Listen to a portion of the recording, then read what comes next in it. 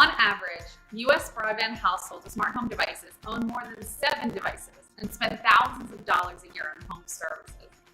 Parks Associates Consumer Insights dashboards share adoption, consumer demand, and market changes across the year for 5 leading markets serving the connected home to identify critical shifts in these markets and in consumer sentiment by tracking the core metrics that matter.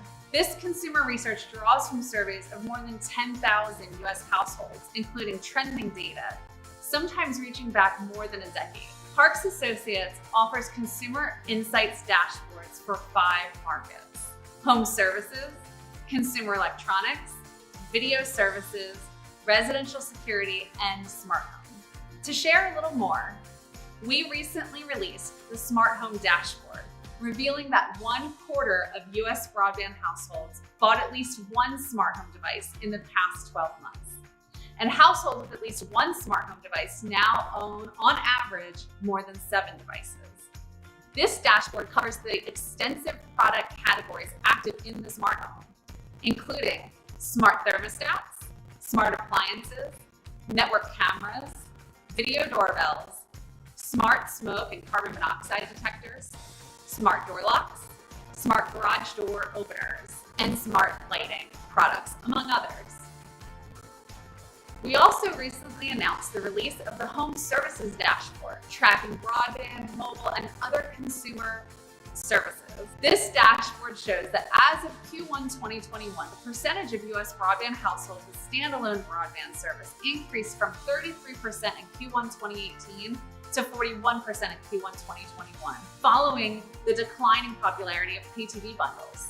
These consumers pay $64 per month on average for standalone broadband service, up from just $39 per broadband household in 2011, a 64% growth rate. The fastest growing segment of home service bundles is a double play, combining home internet and mobile service. Consumers are placing a greater emphasis on high-quality broadband and mobile services, which is building value in bundling these services. Both the residential broadband and mobile industries experienced substantial growth during 2020 and into the first half of 2021, with demand particularly strong for high-speed internet and fiber connections. And 19% of US broadband households currently bundle mobile and home internet services, paying an average of $128 per month.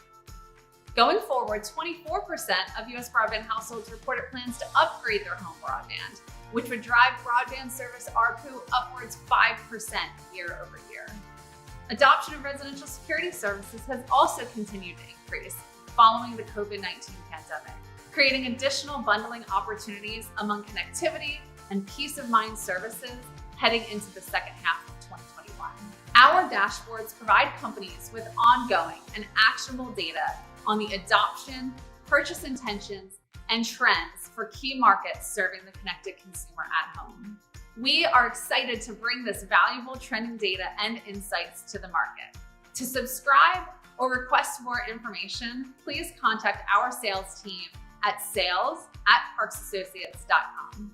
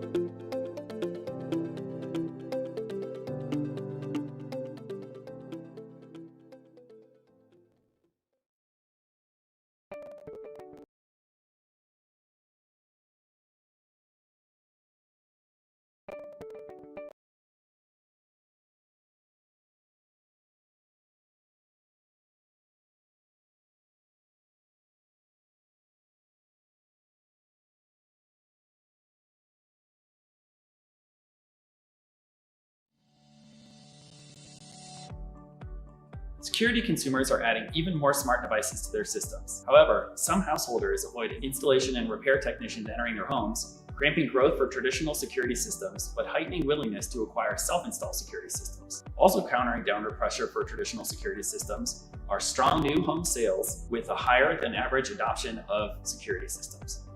Parks Associates' new quantified consumer security consumer segments and journeys features in-depth consumer perspectives on security system intentions and the evolving market for security systems.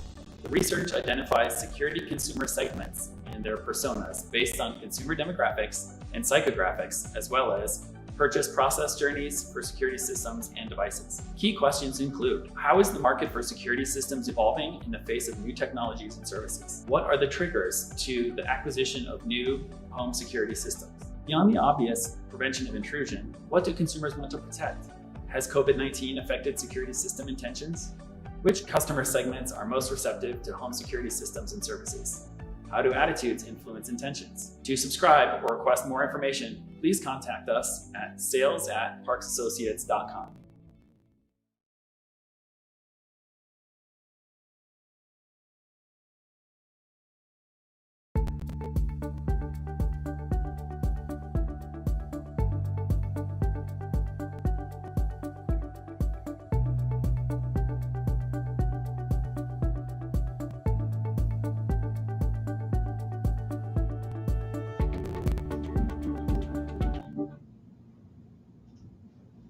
Good afternoon and welcome to our 25th annual Connection series.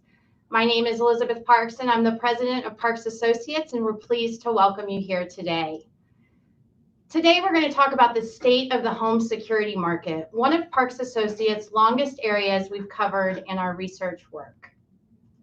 I'll be sharing a view of the market, and then we'll hear from Gustav with Alarm.com, an executive Q&A with Don Young from ADT and Jennifer Kent, Parks Associates Vice President of Research. Following that discussion, we'll have an interactive panel to talk about market expansion and the new trends, really how we are entering a new era for the connected consumer. And of course, we want to thank and recognize our sponsors. We can only bring these events together with their support. And also recognize our supporters who we work with in different ways to help educate and network with the industry. Just a reminder, if this is your first session at Connections, as an attendee, we welcome you back to all of our events for the remainder of the year and to watch the replays from previously. Also, we're excited to announce our Connections Summit at CES, and so watch for additional information coming soon. For 15 years, we have partnered with CTA to bring this event to CES and would love to get you involved. So let's dive right in now. And a reminder to the audience to please share your comments in the chat box and any questions you have. We will take questions during our visionary and executive Q&A sessions, as well as the interactive panel, followed by the networking discussion. So let's think about the home security market for a minute. If we were to add just 1% of monitored subscribers, or around 1 million new broadband households a year, at $40 a month on average, with a 3-year contract, that is $1.4 billion. This is where everybody is looking. New competition and advanced technologies are changing the offerings from security solution providers. We have the smart home device market ramping up, especially the safety and security categories like doorbells and networked cameras. These standalone devices now have professional installation and monitored services being attached to them. At the same time, the home security companies are responding to the DIY trends and shifting their business models to add self-install options. Costs have come down, consumers are embracing technology more than ever before, and tech giants are creating more familiarity around specific product categories. COVID has certainly been a major tailwind for the DIY market, as many consumers, especially older consumers, express skittishness about professional installers in their home. Professional installation companies are recognizing that DIY can be an on-ramp to future monitored services and a way to help expand the market, not cannibalize it. Everyone is considering the 68 million households that have no monitored security solution in their home. So let's take a look at the size of the market. Currently in the United States, 34% of broadband households have a home security system. And remember, about 88% of all households in the United States have broadband. So about 35% of these, or about 36 million, own a home security system. And the majority, 90% of these security households have professional monitoring, with 5% reporting self-monitoring. Security system owners and intenders, ranking intentions on a 5 to 7 scale with a 7-point scale, are households that appreciate and buy technology products. This segment ranks the highest increase in the value of technology since COVID has emerged. Among system owners, over half are actively shopping. System owners plan changes to their professionally monitored security systems, and in addition, 14 million households report some intention to purchase a security system over the next few months. Of course, not all will actualize, but this 13% represents your immediate target market. There are opportunities to capture those households without a system and upgrade or win over an existing customer who might be thinking about switching to a new system. When we consider where consumers are buying their system, this fragmented market really lights up. Different channels attract different types of buyers, and therefore different messaging is developed for each offering. Later in the panel this afternoon, we'll talk a lot about different types of offerings and what consumer segments prefer: DIY installation, professional installation, single point products, or home systems. Self-installation really is the key trend that has forced companies to make major shifts in their offering. Self-installed systems have been slowly growing, specifically for newly acquired systems. As of Q4 2020, our research shows that almost 60% of new system buyers chose self-installation. Choice in installation for customers is critical, and the industry has responded by providing new options. While installation is one piece of the transaction, the monthly monitoring fees are where companies are looking to grow their revenue streams, and through interactive services enabled by different devices. This data is from our security dealer survey, where we're asking dealers about their monthly revenues. On average, these fees range from $42 to $55 a month, and we also know from our research that Vivint can get upwards of $62 to $68 a month for their interactive service offerings. Again, only 1% increase of monitoring services with a $40 average monthly cost and a 3-year term is $1.4 billion. This is the huge opportunity, and a lot of companies are seeing it. Since almost 40% of home security system buyers go through the dealer channel for their systems, this is an essential group to understand, and one that manufacturers and parks associates pays a good deal of attention to. Currently, dealers report the cost of acquiring a new customer has increased every year, and now nearly 50% are spending at least $400 or more on customer acquisition costs. You can see variation in monthly contract lengths with a steadily diminishing dominance of extended contract terms. And we see now that 1 in 4 buyers are only signing a 1-year contract, offering a great opportunity for engagement and upselling once those contract terms are up, and also more choice for the customer for different options. Adding devices into the mix and the demand for remote tech support are also creating shifts in how dealers operate. They're working to better understand new technology applications and developing more tools to help customers remotely. In addition, we're seeing a big jump in dealers selling DIY systems without any professional monitoring. So now let's take a look at the role of smart home devices for the home security market. I'm sure everybody noted Google's recent announcement bringing cameras back into the mix with their offering. The smart home device market has continued its slow and steady growth, and with the challenge of not being able to attract new buyer segments at scale. Current growth in the market is coming from consumers who already own these devices and are going out and buying more. 62% of smart home product owners are early technology adopters under the age of 44, and about half have an annual household income of $100,000 or more. Our latest data from our Q1 2021 survey of 10,000 households also shows where consumers are buying these products. And for the first time, we're seeing that the majority, or 25% of buyers for the top 9 most adopted smart home devices, note acquiring their device via an online retailer. In the past few years, we've continued to see a jump in adoption of smart home devices in the safety and security category. And you can see networked cameras saw a 2% jump since Q4 2020.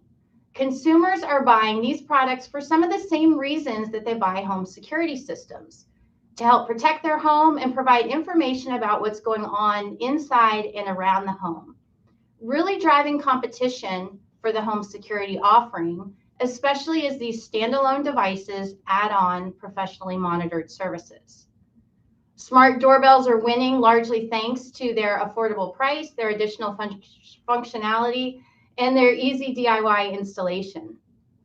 Currently, over a third of smart home product owners now own a smart video doorbell.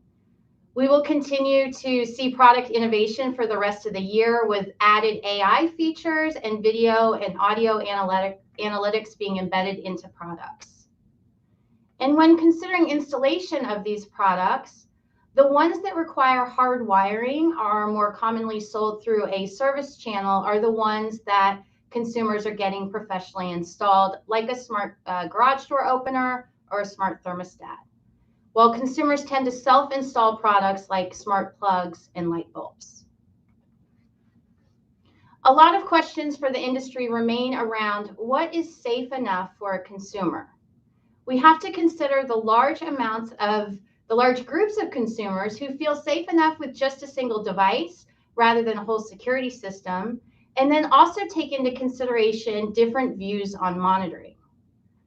For consumers, there are many who feel adequately protected with self-monitoring. All of this gives pause on the offerings and the value to different consumer segments. We will continue to watch this closely to see how this develops.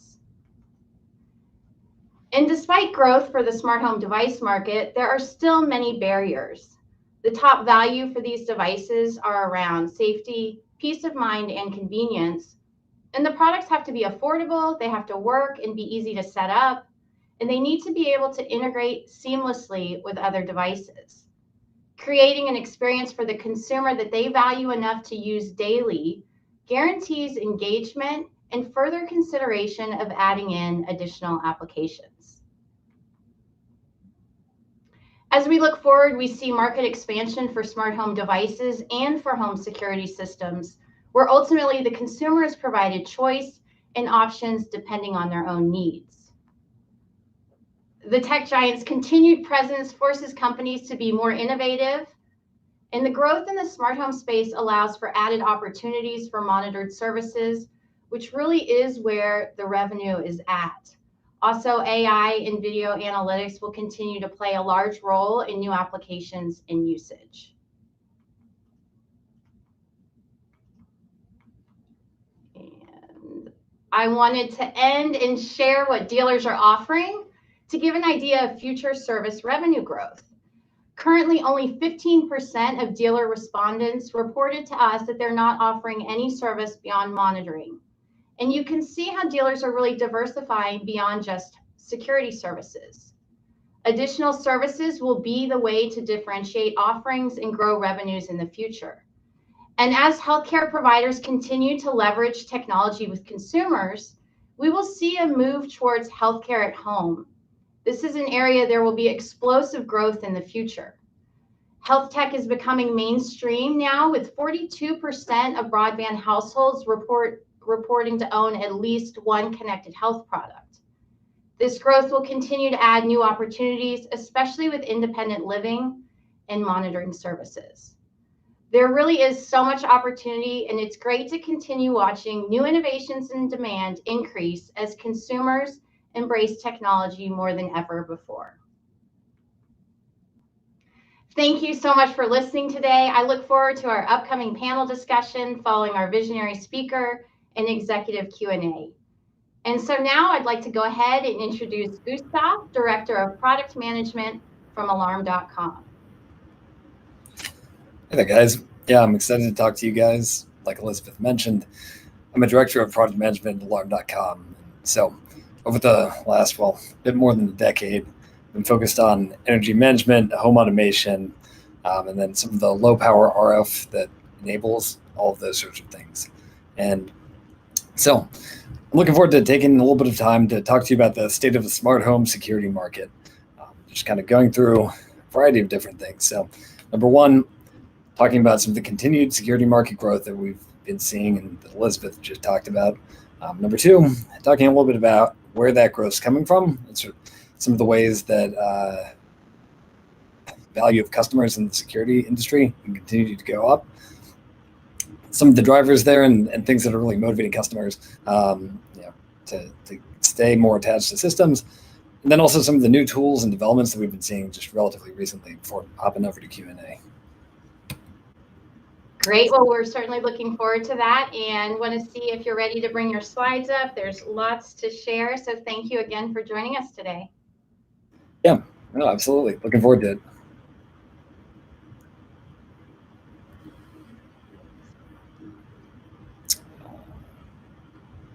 So I think we're just waiting for the slides to come up. Is that? Yeah, I think they're up. Okay. Just hold on 1 second and we will work. I think we're not seeing them on our side, so just grabbing that connection real quick. Yeah, turning it off, turning it back on.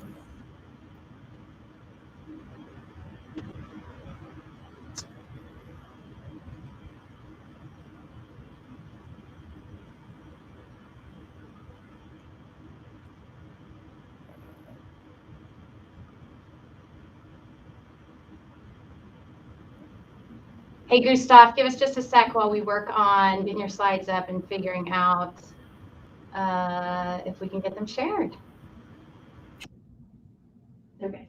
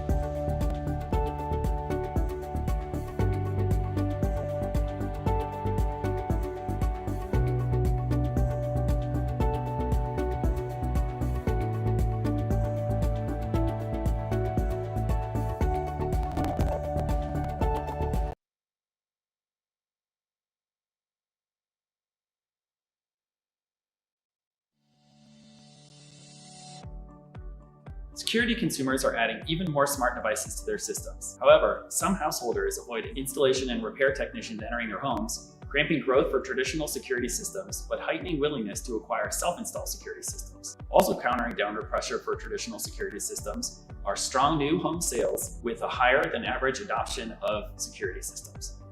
Parks Associates' new quantified consumer security consumer segments and journeys features in-depth consumer perspectives on security system intentions and the evolving market for security systems.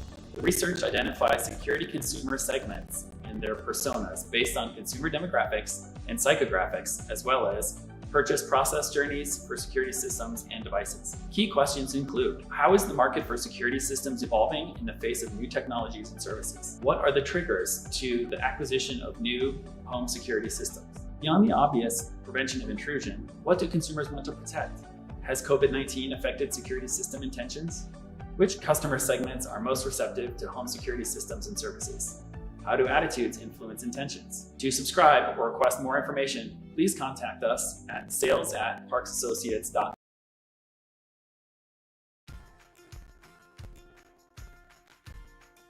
On average, U.S. broadband households with smart home devices own more than 7 devices and spend thousands of dollars a year on home services. Parks Associates Consumer Insights dashboards share adoption, consumer demand, and market changes across the year for 5 leading markets serving the connected home to identify critical shifts in these markets and in consumer sentiment by tracking the core metrics that matter. This consumer research draws from surveys of more than 10,000 US households, including trending data, sometimes reaching back more than a decade. Parks Associates offers consumer insights dashboards for 5 markets: home services, consumer electronics, video services, residential security, and smart home. To share a little more, we recently released the Smart Home Dashboard, revealing that 1/4 of US broadband households bought at least one smart home device in the past 12 months. And households with at least one smart home device now own, on average, more than 7 devices. This dashboard covers the extensive product categories active in the smart home, including smart thermostats, smart appliances, network cameras, video doorbells, smart smoke and carbon monoxide detectors, smart door locks, smart garage door openers, and smart lighting products, among others. We also recently announced the release of the Home Services Dashboard, tracking broadband, mobile, and other consumer services. This dashboard shows that as of Q1 2021, the percentage of US broadband households with standalone broadband service increased from 33% in Q1 2018 to 41% in Q1 2021, following the declining popularity of pay TV bundles.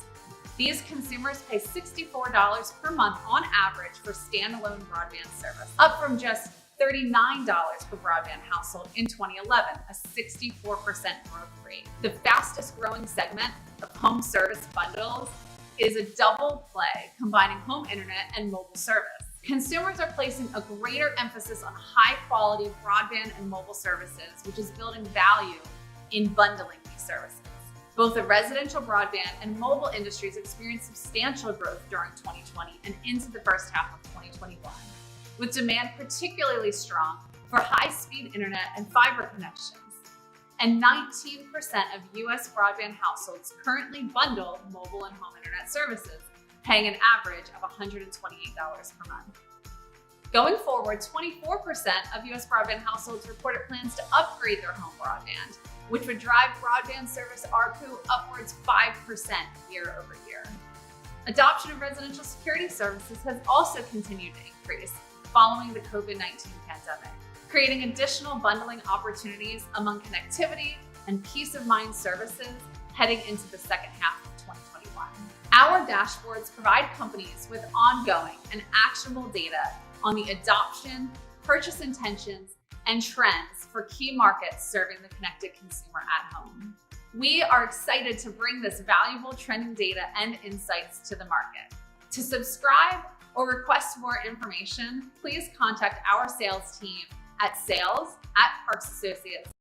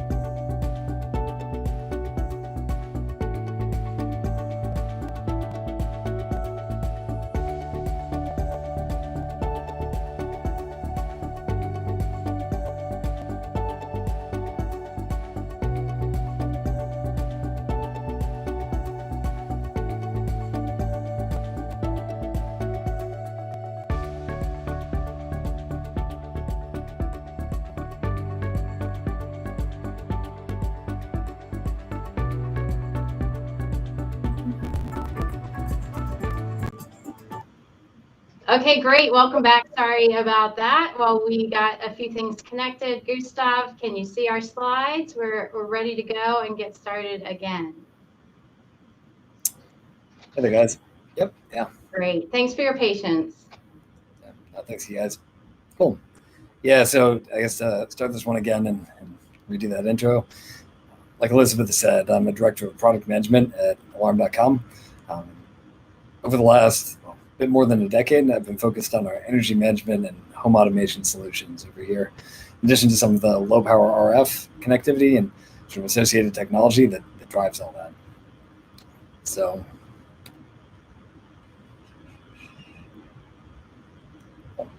yeah, and so there's a couple different topics I want to go over with you guys today. First off, I want to give you some numbers about the general security market, its associated growth, which I think has actually been really encouraging despite the generally tough last year and change that we've had. I'm going to talk a little bit too about where some of that growth comes from and some of the additional value being generated with security customers,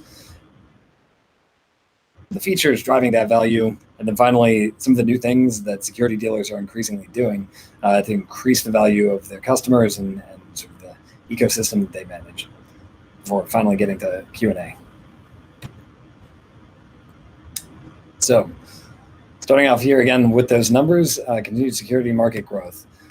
And there, might as well start off referencing a number from Parks Associates, which they put together in 2020, before the pandemic really kicked off. And so, I think things could have gone differently, but actually it sounds like we're well on track to surpass this, getting to more than 520 million connected devices in 2022. It's a mix of cameras, security systems, wellness devices, so a whole different variety of things that security dealers are currently installing. It's a meaningful number, and really shows the increasing adoption in this market.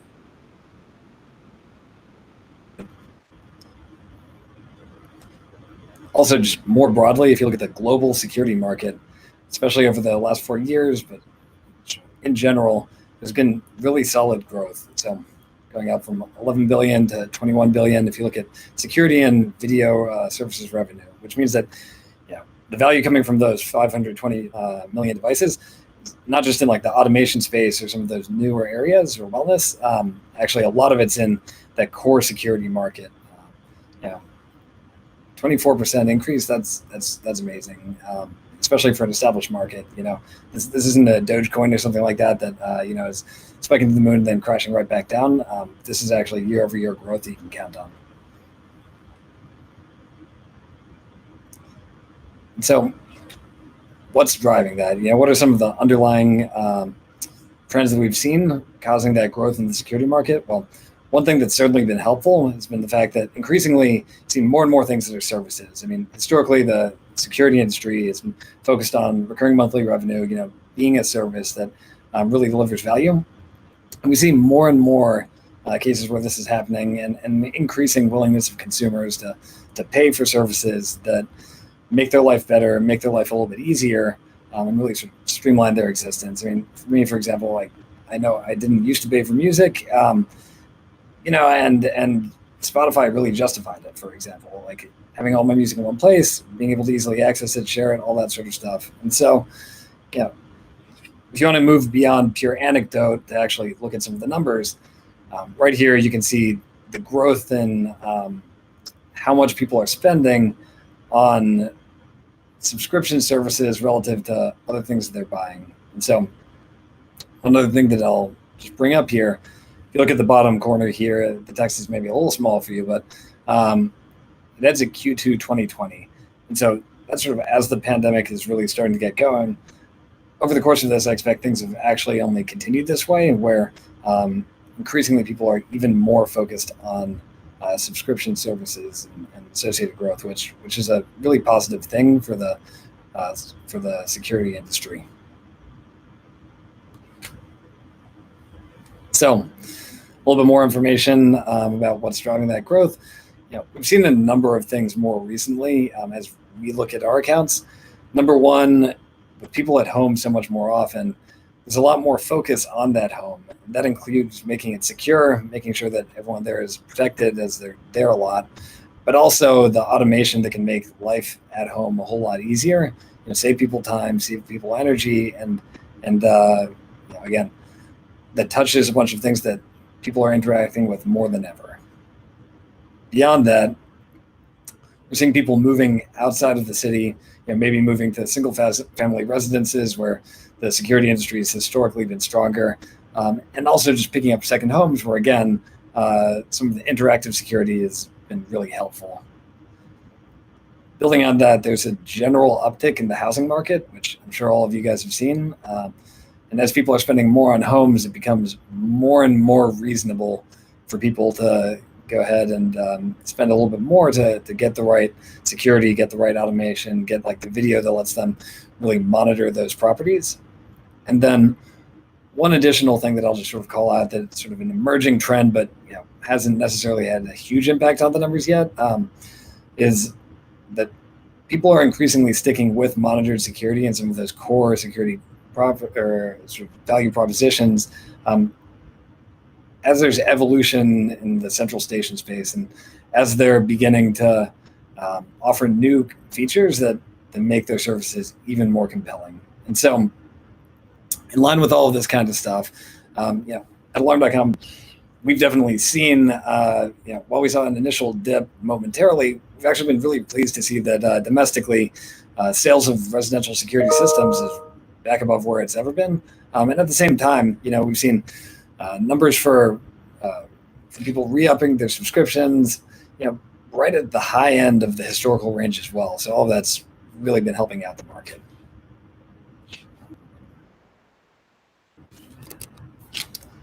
So all that looks positive. Yeah, the natural question from there is, all right, so where's that extra value come in? How do we take things to the next level?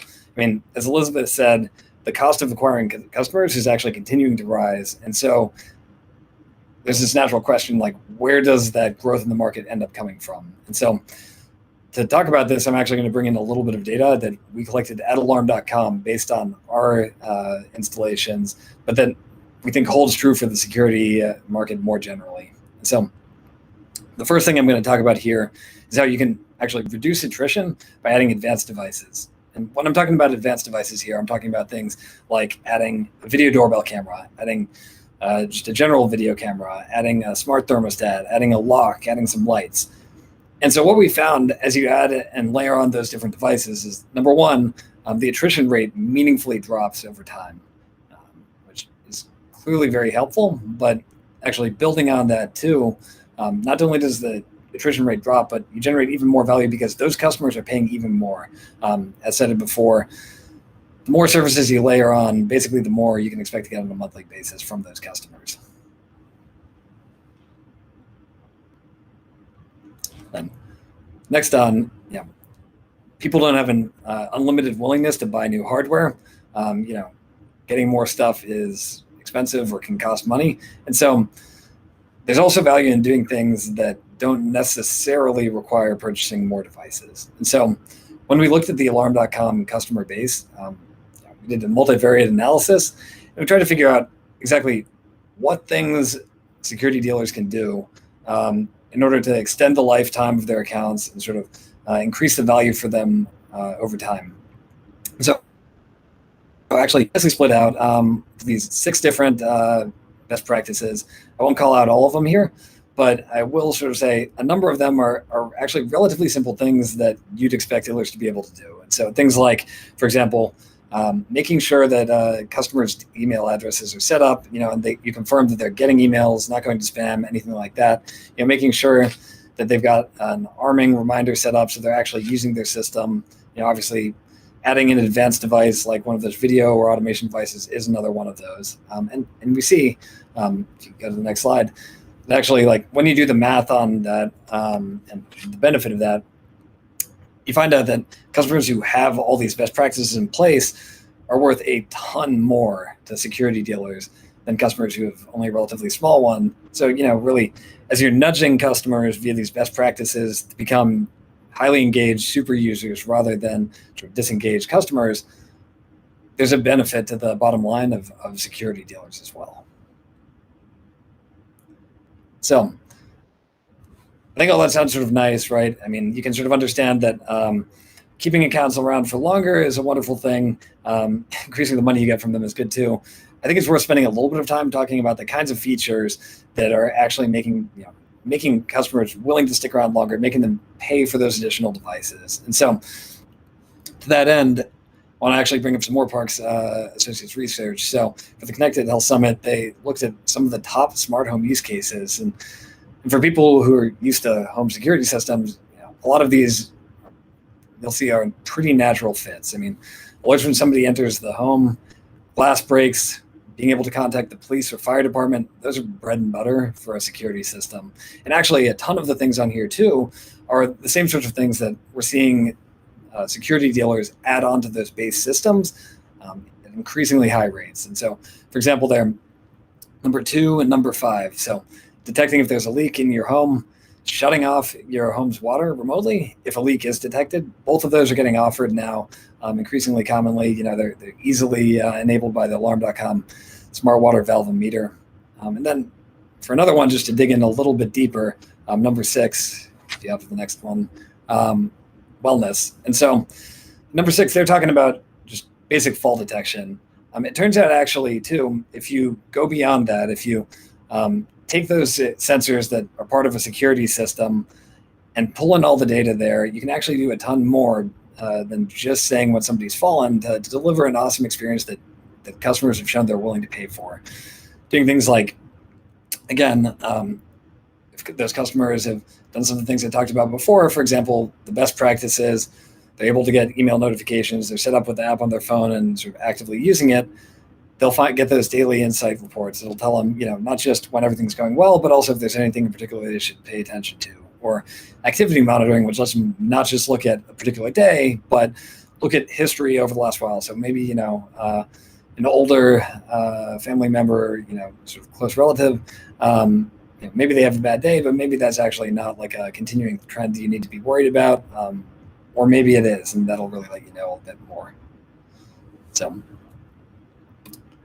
another one of the sorts of features that we see a lot of value from and help drive customers to get into those more valuable service plans are things like video analytics driven lights, where you do need to have a video camera. You do need to have a Z-Wave light at this point on alarm.com at least. But through the security industry, we're seeing these sorts of things become more and more common, and you can see why they're beneficial. I mean, the video went by super quick over here, but the lights don't turn on for moths. They don't turn on for animals in the backyard. It's only actually when like a person comes in, something you really care about, that can cause the lights to turn on. And so that can be really meaningful on the security side of things, but also can be a meaningful quality of life improvement. It's actually like, just to give you guys a maybe fun little anecdote, actually, like that's my backyard. And so, it's actually super nice that when I go out there to grill, the lights just turn on automatically for me. I don't even need to have my phone on me or anything like that. And sort of in line with that sort of stuff, I love the fact that with my combined security and automation and video system, when I hit my sleep mode, it's not just that my home is more safe because it arms securely, arms sleep, but also, my lights turn off, my thermostats go to a comfortable and totally frigid temperature that I enjoy. The door locks lock so that my wife doesn't yell at me in the morning. There are all these nice little quality of life improvements that happen coming out of this stuff. So, in line with that, I think this question from Parks really sort of hit the nail on the head. I mean, business users are, as we know, more willing to pay for things that will save them time and a really good experience. But they've really highlighted the fact that it is very important to them that there's a unified platform that can really pull together, all the different parts and sort of tell a more complete picture of what's going on. We certainly see this in the security industry, and I think a lot of other service providers have noticed this as well. I think it's also really what's driving the focus by some of the tech giants, if you have to the next one, on Matter, where the whole idea there, right, is to make it easier for devices to talk to each other, improve standardization, which we think is sort of commendable. I mean, talking to a bunch of people in the security industry, I think there's value there. We're all watching to sort of see what happens. I mean, if Matter devices end up being in a ton of customer homes, it's certainly something that we're going to have to pay attention to. Now, at the same time, though, I think it's worth emphasizing, if you hop to the next slide, that that's good. It can be additive. We're excited for it. But we're also not particularly fussed that got delayed to 2022. I mean, number one, working with Z-Wave and a number of other standards, we realize that standards development is hard, and really like getting it right, making sure that device behavior is really consistent in a way that makes it easy to integrate a variety of different devices is hard work, and sort of related to that one too. I mean, if Matter devices end up in the home, great. We'd love to pull them in. But at this point, actually we're doing quite well, and the security industry is doing quite well too, based on the huge variety of devices that are already available via various integration pathways. Again, so alarm.com uses a lot of Z-Wave, some cloud-to-cloud integrations. Zigbee is used in some of the industry as well.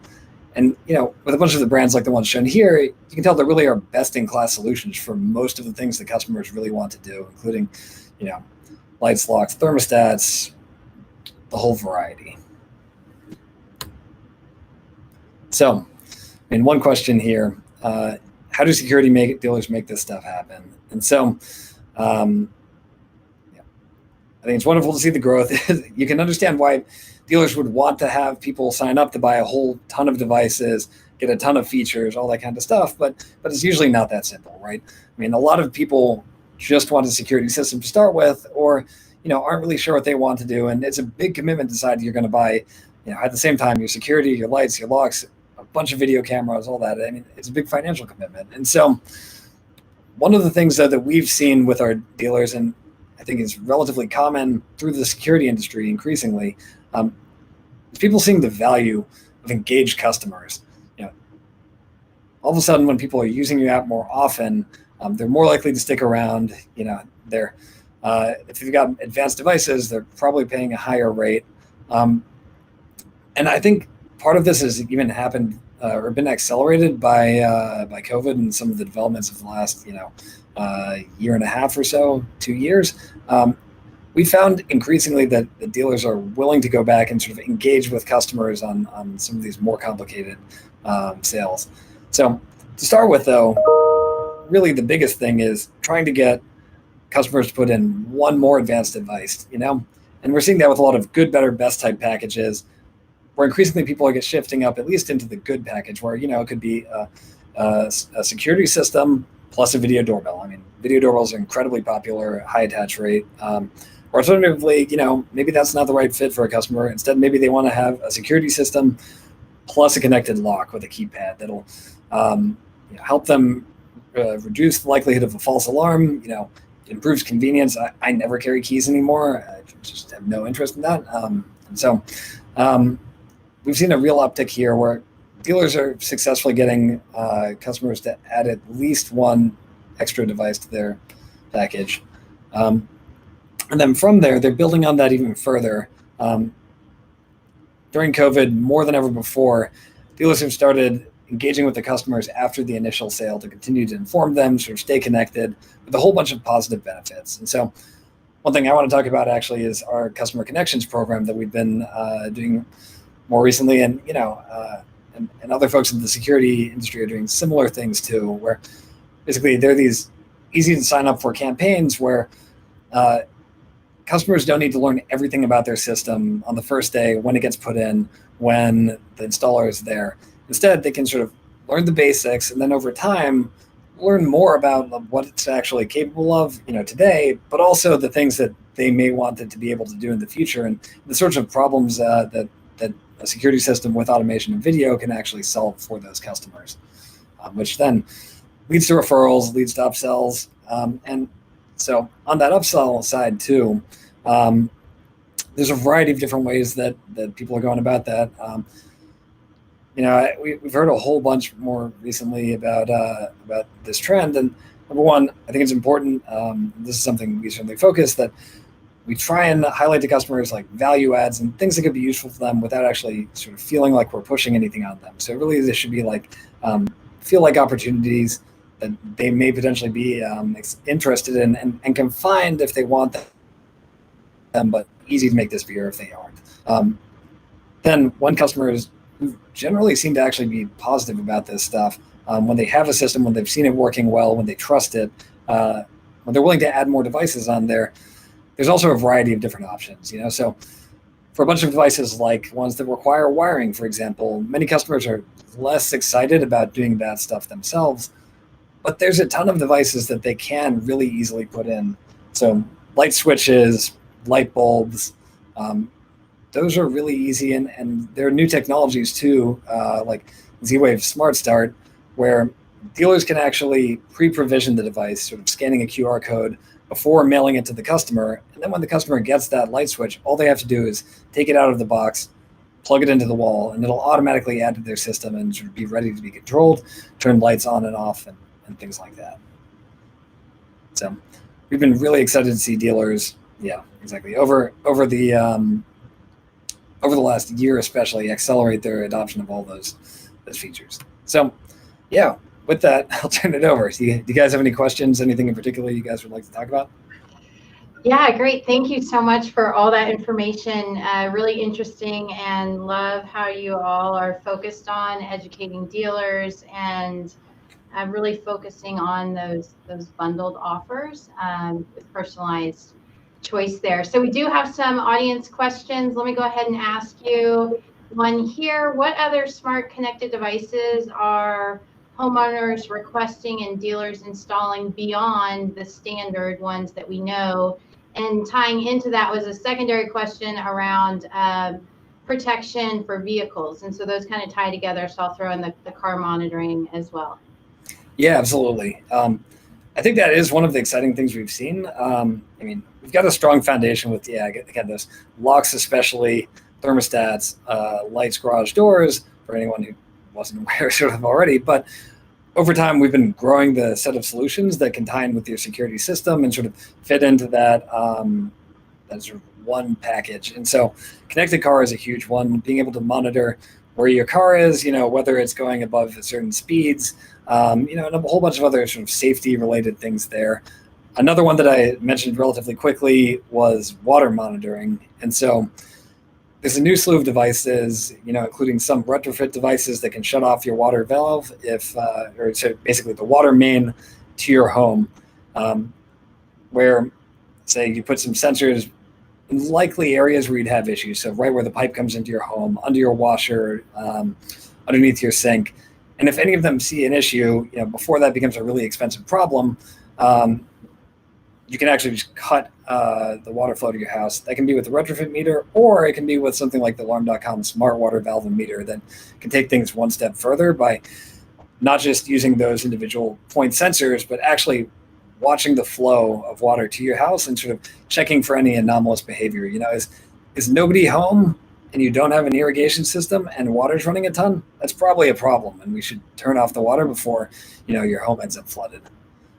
Well, that's great on the proactive type of monitoring. I was in a conversation yesterday on a smart water leak detector, and there was a question on water filtration and whether that is being paid attention to. Can you comment on that? Yeah, for sure. So in water filtration, I think there's an interesting idea of trying to look at like the quality of your water on the one hand. I'll say we aren't doing a ton of stuff in that space at the moment. I think it could be really interesting, especially with some of the reports we've heard about, say, public water sources maybe not being as good as you might have thought. I will say we are considering those systems, though, when we look at things like the water valve meter, where depending on how your system's set up, that does impact, whether you're going to have water running at particular times, and sort of depending on the structure of your system and whether you have a well or some other things like that, there's just extra variables you need to take into account to make sure that you're really dialed in and you're only telling customers about things they should be concerned about, not just normal behavior.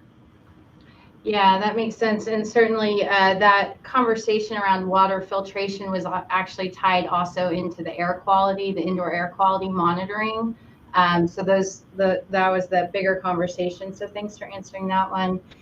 We have one more question we can take before we bring Don Young with ADT on. So Can you comment on anything on the supply chain and how that is impacting business overall? Clearly, we all know this is an issue that has been happening and that likely will continue. But if you could comment on that, that'd be great. Yeah, for sure. I mean, we definitely are seeing effects there.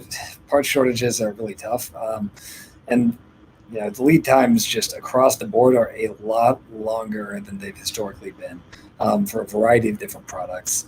Now, there are things that we've seen security dealers and companies in general do to help inoculate themselves from those risks. That includes, number one, making sure that there are multiple parts that can be used for any given use case. And so having a variety there, switching between different like lock or light providers, for example, to just make sure that you can actually get the devices you need. Beyond that one too, I think just trying to be diligent about forecasting has made a really big difference. And I think the tricky thing at this point, right, is we all feel the effects of it to some extent now. The folks who got big orders in, 6 months or 9 months or 12 months ago, are sitting in a far better position now, and it's really hard to scrape together things from the last minute. So if anything, I think it's just pushing the value of having, I guess, multiple products in any category, and then also on top of that one, making sure to just plan out a little bit further whenever possible. Yeah, the number of electronic components going into different devices is a lot to manage through with those kinds of issues. Well, thank you for that. And Gustav, I want to thank you for your time today. We appreciate your insight. Alarm.com is an amazing leader in the space. And so thank you again for joining us today. Yeah, thanks so much. We love the data we get from you guys. It really helps us out. So, yeah. Great. Certainly appreciate that comment as well. Have a good one. Cool. See you. Okay, so thank you. That was an awesome presentation. And if you can give us just a minute, we will be back with Don Young, the Executive Vice President and Chief Operating Officer of ADT.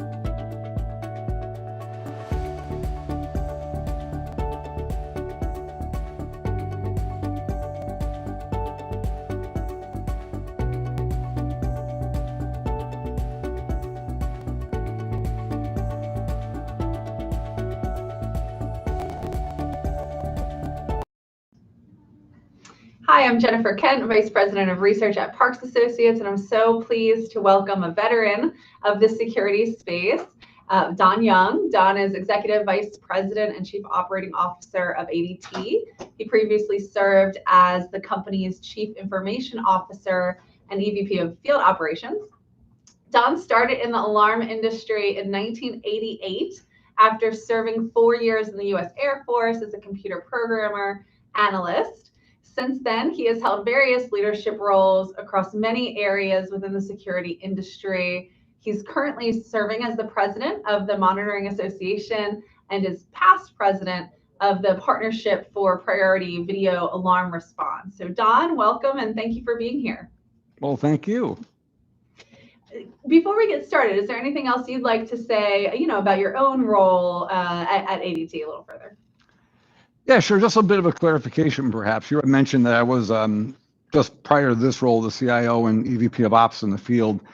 Back in 2015, when Protection One and ADT merged, I was the CIO and COO of Protection One. Moving to ADT, with a number of platform changes that we had to make to put those two companies together, it made sense for me to shed my operational role. So I served just in the CIO capacity for those first, call it, 2 to 2.5 years. Then I took on more of the operational responsibility I had with Protection One when I became CIO and EVP of Ops. And then most recently, earlier this year, I added the call center part of our business to my existing CIO and EVP of Ops role. And what that eventually gave me was what I had at Protection One and some other roles I had even before Protection One. And that's ownership of the transformational challenges that we face in both people, product, and technology across the majority of our business. And I enjoy that role. It empowers me to bring those groups together kind of under one umbrella and try to make more educated decisions on what's the best path for the company. It's not always technology. It's not always process or people. So I'm really having the time of my life. I should be thinking more about retirement probably at this point, but I feel like I'm on my rookie season, and being a technologist and the opportunities to innovate, it just gets the adrenaline flowing quite a bit. So appreciate the opportunity to expand a little bit on my role. Well, glad to have you here and glad to feel that excitement from you. You used the word transformational and being able to have this role where you can kind of oversee the transformation of the business, which is really relevant. I wanted to start off by talking about the fact that the security industry has been a pretty stable, slow and steady growth, kind of legacy established industry, I should say. In the past 3 to 4 years, it's been quite dynamic with a lot of innovation, a lot of new players, a lot of experimentation with new models. So how would you describe the state of the security market today? In a couple words, growing, exciting, compelling. I feel that we're just starting to learn in our industry the value of data, and data being almost our new currency. I haven't had the benefit of hearing or reading about a lot of what others might have commented on this topic beforehand, so my apologies if it's inconsistent, but I just feel that with the introduction of new players and the innovation pace, and really a lot of the devices that we call security devices being not no different, but being data collection devices, and people realizing that this data collected and combined with other types of data that historically in our industry we haven't really paid much attention to, being used to either make the customer more secure or give them a more convenient moment. Couple all of those things with a really strong approach to data privacy, and you're delivering value to our customer that I don't think our industry has been able to do before. And doing it competitively, cost competitively, I should say, or cost effectively, so you don't have to offer the customer a Control 4 or a Creston. I mean, you just use what you have or what we offer today traditionally, glue it together in the right way, whether it's at the prem or in the cloud, and really deliver our customers a more robust experience than they've ever seen before. And I'm excited to be part of that journey. I'm excited on how fast we're moving towards that. Pretty soon our Control 4s and our Crestons are gonna, have to be leapfrogged by others, I would imagine at some point. So yeah, I'm excited to be part of that path. So what you're really talking about here is the expansion of the capabilities of security systems and what can be known and what can be done, really growing and advancing. We've also seen, of course, just adoption growing. Our Q2 2021 numbers, 36% of US broadband households report having a security system now, which is the highest number I think we've ever detected. So I mean, it is growing. What's driving the growth in home security systems, do you think?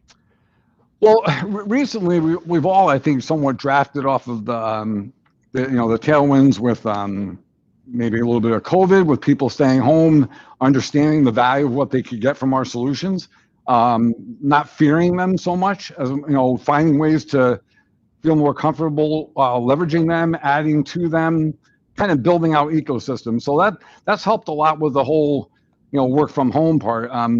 And then some of the civil unrest probably lent itself towards those trigger moments, whether it's a crime or a life change. So I would say that our industry is drafted off of some of that momentum, but I don't want to hang our hat on that alone. I do believe there is a lot to continue. There's a lot to be said about everything that you mentioned and I mentioned a little while ago regarding the pace of innovation, the competitiveness, the more frictionless ways that we've offered consumers to investigate how we compare to each other as far as the industry competitors, and frictionless ways to buy, frictionless ways to self-help, either install or learn how to go ahead and expand the use of their system. I just feel that there's been a greater awareness created amongst the consumer about what security, safety, and convenience can be together, rather than just your typical alarm panel only. Yeah, I think you're absolutely right. There's really a multitude of factors that are driving this growth, whether it be increasing capabilities, more choices on the market, experiences during COVID. Now, how about the flip side, right? What do you think are the most significant challenges or issues that are limiting the security market, or that the security players are facing right now? Yeah, not all players suffer this maybe the same way, and my opinion only on this one, but the cost per sale obviously has increased to try to go ahead and find new consumers because of the competitive aspect of the new players getting into the space.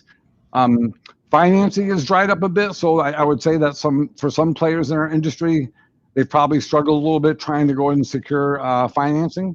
But in my situation, personally, I feel it's more about living up to the challenge of technology, privacy, and providing those two in a way that gives the customer both a secure, safe, reliable solution, which has got to be priority number one, along with all the conveniences that they've come to expect, most recently over the last 3 to 5 years, that should be part of that, not necessarily separate from that. So if you're not up to the challenge to be able to offer the customer either day one that convenience with privacy, or a path to get there without having to reinvest in an entirely new solution, then you're going to be facing some tough odds. Yeah, I think that's really spot on. One thing that you're talking about is this kind of play against each other of convenience and privacy. When we talk about all of the data that can be known and accessed, right? There's a implicit data sharing that happens in order to have the convenience and a lot of the factors and features that people are able to access today. Do you see that there are different types of consumers and what they want out of a security system, what they expect out of security system today that maybe relate to that, convenience, privacy, reliability? What do consumers want out of their security system today? Yeah, I hope I'm not alone on this one. I've seen it. I've talked to a handful, not everyone, but the older consumers tend to go ahead and buy because of the dependency they have on the solution being reliable, works for them at the moment that they need it most, safety being their primary, convenience being their secondary. They're very concerned about privacy. They're very concerned about how their data is being used. It's not exactly the opposite, but it's much less so with the younger population. The younger consumer tends to sacrifice privacy and protection of their data for more convenience. And regardless of whether you're older, younger, somewhere in the middle, all of us are constantly trying to find that balance between what a customer is willing to consent to sharing, so we can leverage whatever that consent allows us to make use of, to offer the customer maybe something more safe, maybe something more convenient, maybe something even less expensive, because it requires less devices at the prem to collect things in a more private way, and could be aggregated with other types of data that they're willing to share, to give them a more holistic approach without being so device dependent. Mm-hmm. So I'd love to ask you to pull back the curtain a little bit and talk about kind of what ADT is focusing on, right? So what are some of the most significant or cool things that you have going? We're all certainly watching the ADT Google partnership and ADT Anywhere, right? We actually already have a question about security on the go and your thoughts there. So we know there's a lot happening. Can you tell us, a little bit more about what ADT is focusing on right now? Yeah, we're focusing really on maintaining that perception of reliability, with our customers. That's first and foremost. They've come to count on us being the most reliable provider of security in the space. So all things that we're focusing on have that as our staple, as our true north. But in addition to that, we're trying to extend that kind of reliability just beyond the home, not just necessarily inside the home or the business, but on their person or in their vehicle, or perhaps even other places that makes sense. And we're very committed to being a one-stop shop for the consumer, regardless of whether they're at home or at their business or away from either one of those two. And we've already rolled out some compelling solutions, whether it's So Secure. We have some interesting things I can't get into too deeply on vehicle, but yeah, a lot of work has been done and continues to be done to try to live up to that reliability aspect on the security side, both in and out of the premises. The convenience part, Google has just been just terrific. Not only have we introduced things to them that they haven't really thought of on the security side, but on the convenience side, we learn new things from them every day that we assess and decide whether or not we want to add it to our portfolio at this time, or just wait a little while longer when it makes a little bit better sense to roll into the portfolio. But when you look at our 3 to 5 year roadmap with Google, I get back to my comment at the beginning of the session where I just feel like I'm back in that rookie phase of the adrenaline's pumping, just thinking, I'm going to be part of rolling that kind of capability out to our existing and future customers. It's really exciting. One other thing I feel compelled. I'm sorry. I feel like I didn't finish the answer. That's the way that we're addressing alarm verification. Alarm verification has become a lot more popular to talk about, call it in the last 10 years. I'd say in the last 5 years, it's been a little bit more popular talking about alarm prioritization. And there's a difference. Verification tends to be viewed as a all or nothing approach to handling alarms, where prioritization, something a little less comfortable to talk about in past years, is a way to go ahead and score alarms a bit differently. Today, intrusion alarms are all scored the same way. Fire and panic, obviously, are scored differently.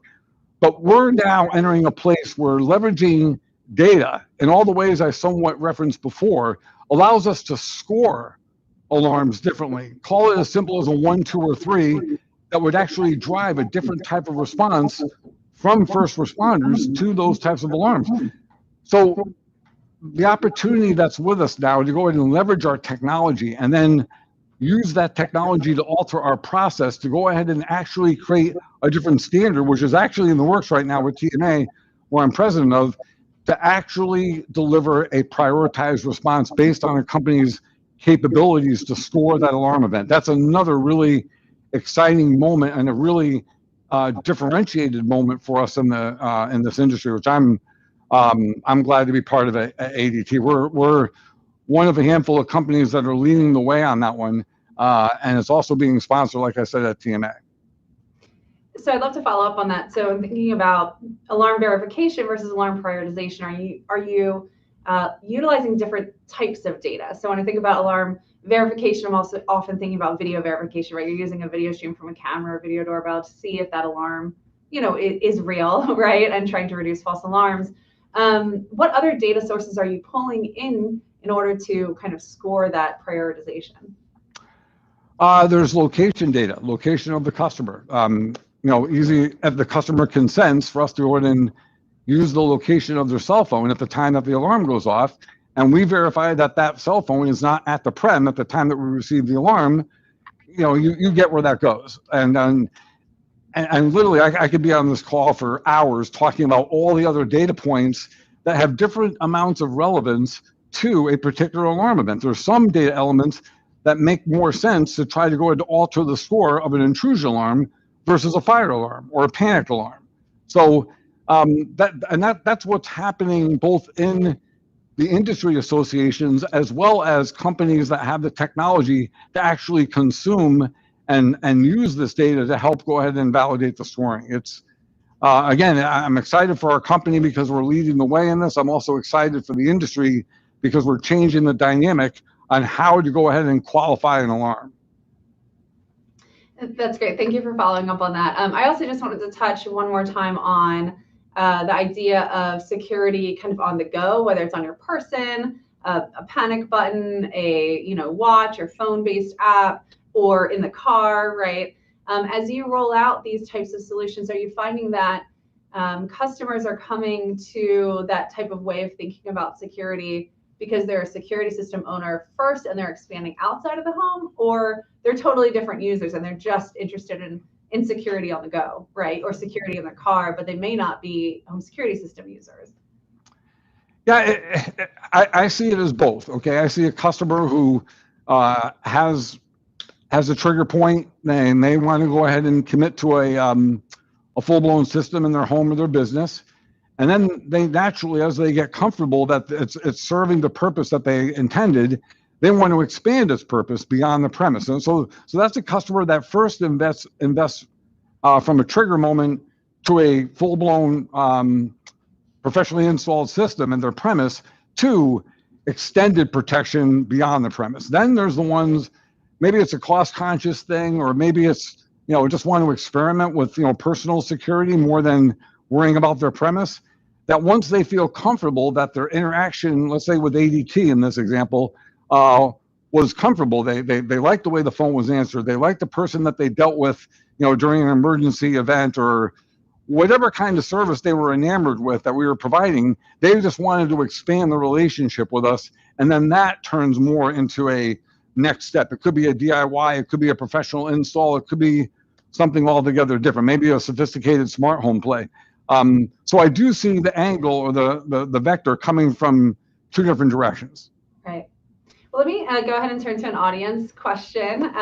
So we have an audience question asking about voice control and how important is voice control for security systems. Are customers asking for added voice control through the security system, or will integration with smart speakers already in the home be more of a standard approach? First, I would say that interacting with the system using a person's voice is something that is a very popular ask. Whether it's a voice assistant that comes with other capabilities, or whether it's a speaker that's just meant to be able to go ahead and respond to the customer's voice and perform certain activities. I would tell you that the industry's come a long way just leveraging voice assistants to make it easier for the customers to feel comfortable interacting with their system. For some reason, I think humans to this day just are a little bit nervous touching a keypad, okay, that controls a loud siren going off. And right, wrong, or indifferent, voice assistants or voice interactivity with these systems have made people feel more comfortable that they're not going to do something wrong if they hit the wrong key. And we're seeing that, and we're leaning into that. I think most are. What else could or should be done with that voice interaction is really happening in an innovative way across the board. We have our own versions of that, and what other capabilities the customer can leverage from that. Certainly, Google is a huge partner for us in trying to explore what opportunities exist there. But I think all of us have pretty much leaned into, I'm going to say, maybe it's a fact, that customers definitely see voice interaction as a more comfortable way to leverage their investment. Yeah, certainly. And consumers are much more comfortable using voice because smart speakers, are over, our data shows a majority, I think it's over 53% of households now have at least one smart speaker. So there's some training that's happening, and that comfort level and that familiarity. And while it doesn't necessarily have to be through a smart speaker, it could be a smartphone, right through the panel. It's becoming more of an expectation that we can interact with our technology via voice. Yeah, I couldn't agree more with what you just said at the end there. It's becoming more of an expectation every single day. Yeah. Well, I want to make sure we get to a couple other key questions before we run out of time here. So I'd be remiss if I didn't mention, of course, the dramatic rise of DIY and not just in the security space, but we see this in a couple of different areas where consumers are interested in do it themselves, right? ADT obviously offering that as an option for consumers. When you think about the future of install, what role do professional installation services really still have in the market, and how are you thinking about the rise in demand for DIY and the proper role of kind of professional install and what to do with those types of services? Yeah, so certainly DIY will continue to grow. People will become more and more comfortable with how to install it, how to operate it. There's also more standalone solutions. It doesn't necessarily have to require a panel and a configuration with the devices. So that will continue to grow. But something I see growing a little bit more exponentially than DIY is something that at ADT we phrase, and I'm not saying we coined it, that's do it with me. I feel there's a large gap that exists with customers on how to help them install it themselves. A lot of the DIY plays are basically a box, instructions, self-help apps or whatever, to try to go in and connect it all together. And often it leads to frustration in making the parts and pieces work together. I like to say we lean very heavily this year into a do-it-with-me model. That's it's not quite a hybrid of DIY and professional install, but it solves a lot of challenges with both. It solves challenges with the DIY person that doesn't want to just send the box back to us, and we're seeing a lot of good results from it. We're also seeing a lot of good results from the customers that aren't always able to be there at the time of our professional install, but nonetheless have a lot of questions and want to play or tinker with the system after we're done with that professional install. And we don't want to roll a truck, or prefer not to roll a truck, to do another demo or to do another tutorial. So I think that everyone's going to have to lean into this do it with me model to try to live up to the customer expectations. But ultimately, our technicians that do drive up in those trucks, they're going to be needed forever. There's a population that will always need that professional service. When you're talking about life safety, for certain you're going to want a professional, handling that kind of thing. When it comes to smart home, maybe less so. Maybe our installers and our technicians become more configurators than wire pullers. I think a lot of people, say that to each other these days, and that does make some sense. But ultimately, you're still going to want a certified technician, I believe, to sign off that your system is performing up to your requirements from a life safety perspective. So, final question before we wrap. We are unfortunately still in this kind of ongoing time of COVID, right? Where we've seen lots of waves of the impact of the pandemic. As the world still faces, COVID-19, what would you say the industry really needs to be focused on or planning for right now? Off the top of my head, I'd say two things. Number one, work from home. Get used to it. It's not going away. COVID taught the world some really interesting lessons on opportunity, on what that means. Resisting it, I think, is a mistake. It doesn't mean you have to subscribe 100% to it, but you need to understand it. You need to understand what the impact is going to be to your workforce, especially your folks that work in offices or call centers.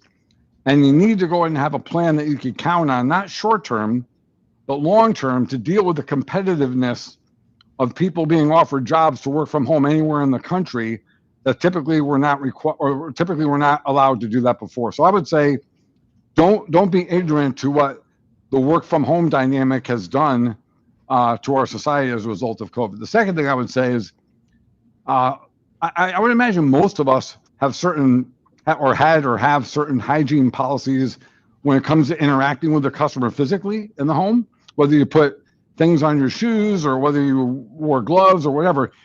That's going to be at a new level for a while. Mm-hmm. Now I don't see us downsizing our footprint of PPE or PPP, whatever you call it. It's going to be with us for a while, because every time a technician sneezes in the home without a mask, I mean, that's going to make a customer go crazy, regardless of whether we're past COVID or not. So I see us, all of us, anyone, frankly, regardless of it being the alarm industry, subscribing to a full kind of, it doesn't have to be a hermetically sealed suit, but it has to be similar to what we've been wearing the last 14 months or so for the foreseeable future. And so leaning into that investment, following that practice, more so than just what the CDC requires, is what I think we'd have to lean into as well as a result of COVID. Yeah, and I think it goes back to customer expectations, right? Just as they're expecting voice more and more, they're expecting really phenomenal technical support, even if it's remote support, right? And a do it with me model. Customers are going to expect certain protocols going forward that we just need to address and have a plan for. Yeah, I would have said more remote support, or the do it with me thing I mentioned before as part of COVID. But in my mind, the reality is, regardless of COVID or not, do it with me just makes sense. Mm-hmm. Customers, even before COVID, customers didn't want to disrupt their day and take time off to meet a technician at their house. That wasn't their choice. They did it out of necessity. Well, if you can remove that necessity and delight them in the process, that's a no-brainer. Now, COVID did accelerate the interest by customers to try to solve things remotely, but it was going to be there no matter what anyway. Well, Don, thank you so much for your time with us today. We are out of time, but we appreciate your insights and your experience in the industry, and thank you very much for this conversation. Jennifer, my pleasure. I really appreciate it. So, wonderful. All right, take care. Thank you. Yep, bye-bye. Next up, we have our full interactive panel session with leaders from across the industry discussing market expansion, a new era for home security.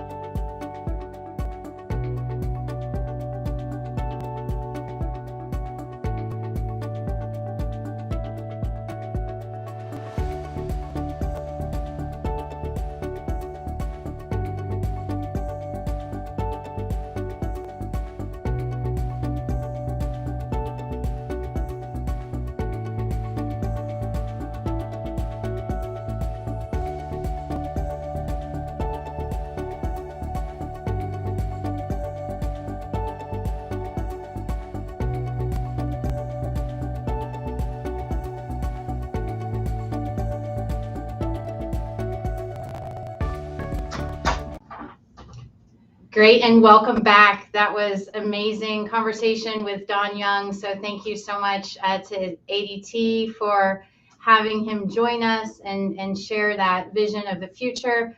I'm really excited today to continue the conversation and bring more security leaders to our virtual stage and really talk about where we're at with a new era for home security. So thank you all for joining us today. The way this works is we're going to start off with a brief introduction from each of our panelists, and then we're going to dive right into the conversation. We are taking questions throughout the session. So if you do have any questions for our panelists, please go ahead and add them into the chat. We will integrate them as we go. So let's go ahead and kick it off and start with Logan Dunn. So Logan, thanks for being here, and let's let you introduce WISE to our audience. Thanks, Elizabeth. And thank you, everyone, for the great previous research and insights into the industry earlier. Yeah, I'm from WISE. WISE has been around since 2017. I'm the head of growth here. I deal a lot with our subscription businesses, but also how in general can we grow our base of customers.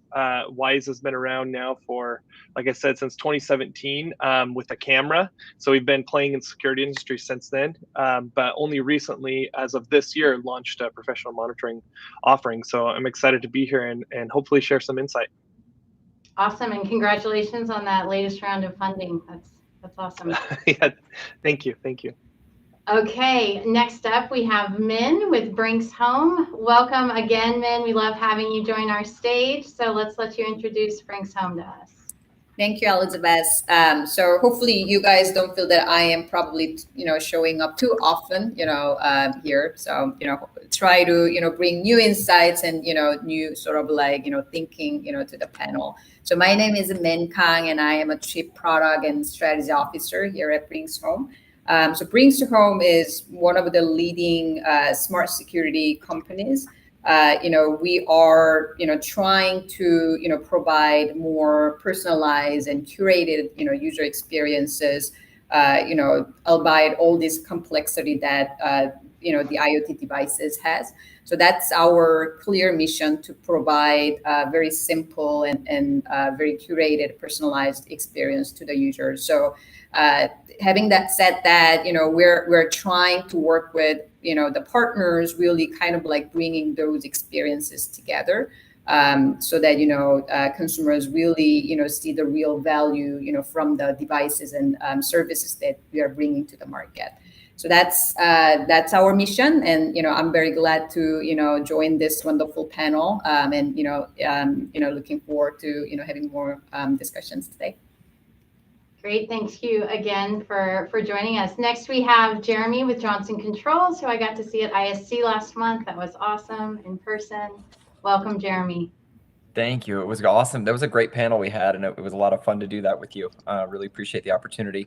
My name is Jeremy McLaren. I run marketing globally for Johnson Controls. We own brands like Qualsys, DSC, Bentel, Visonic, etc. And it's pretty awesome to be a part of an organization that is manufacturing some of the technology that many of you are using and implementing to build the Internet of Things, security, smart home, and smart business solutions for your customers. We really truly try to be a partner in the solution space, more than just simply providing and supplying materials, but our marketing teams are getting together with you and your marketing teams and your sales teams, trying to help bring better websites, better, solutions, broader solutions to each of the customers. We firmly believe that there's a big market out there for this kind of technology. And the fact that, some of the biggest tech players are in it, really speaks to the opportunity all of us have before us. And we're perfectly poised to help you take advantage of that opportunity. And we're excited to be part of this panel today. So thank you.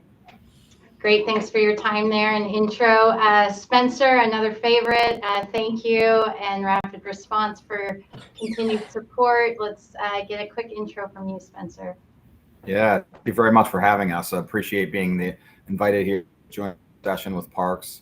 Rapid Response is a big fan of the work that you do, both on the research front, as well as the conferences that you put together virtually and in person. So for those of you who don't know, Rapid Response Monitoring is the leading professional monitoring companies of ourselves as bringing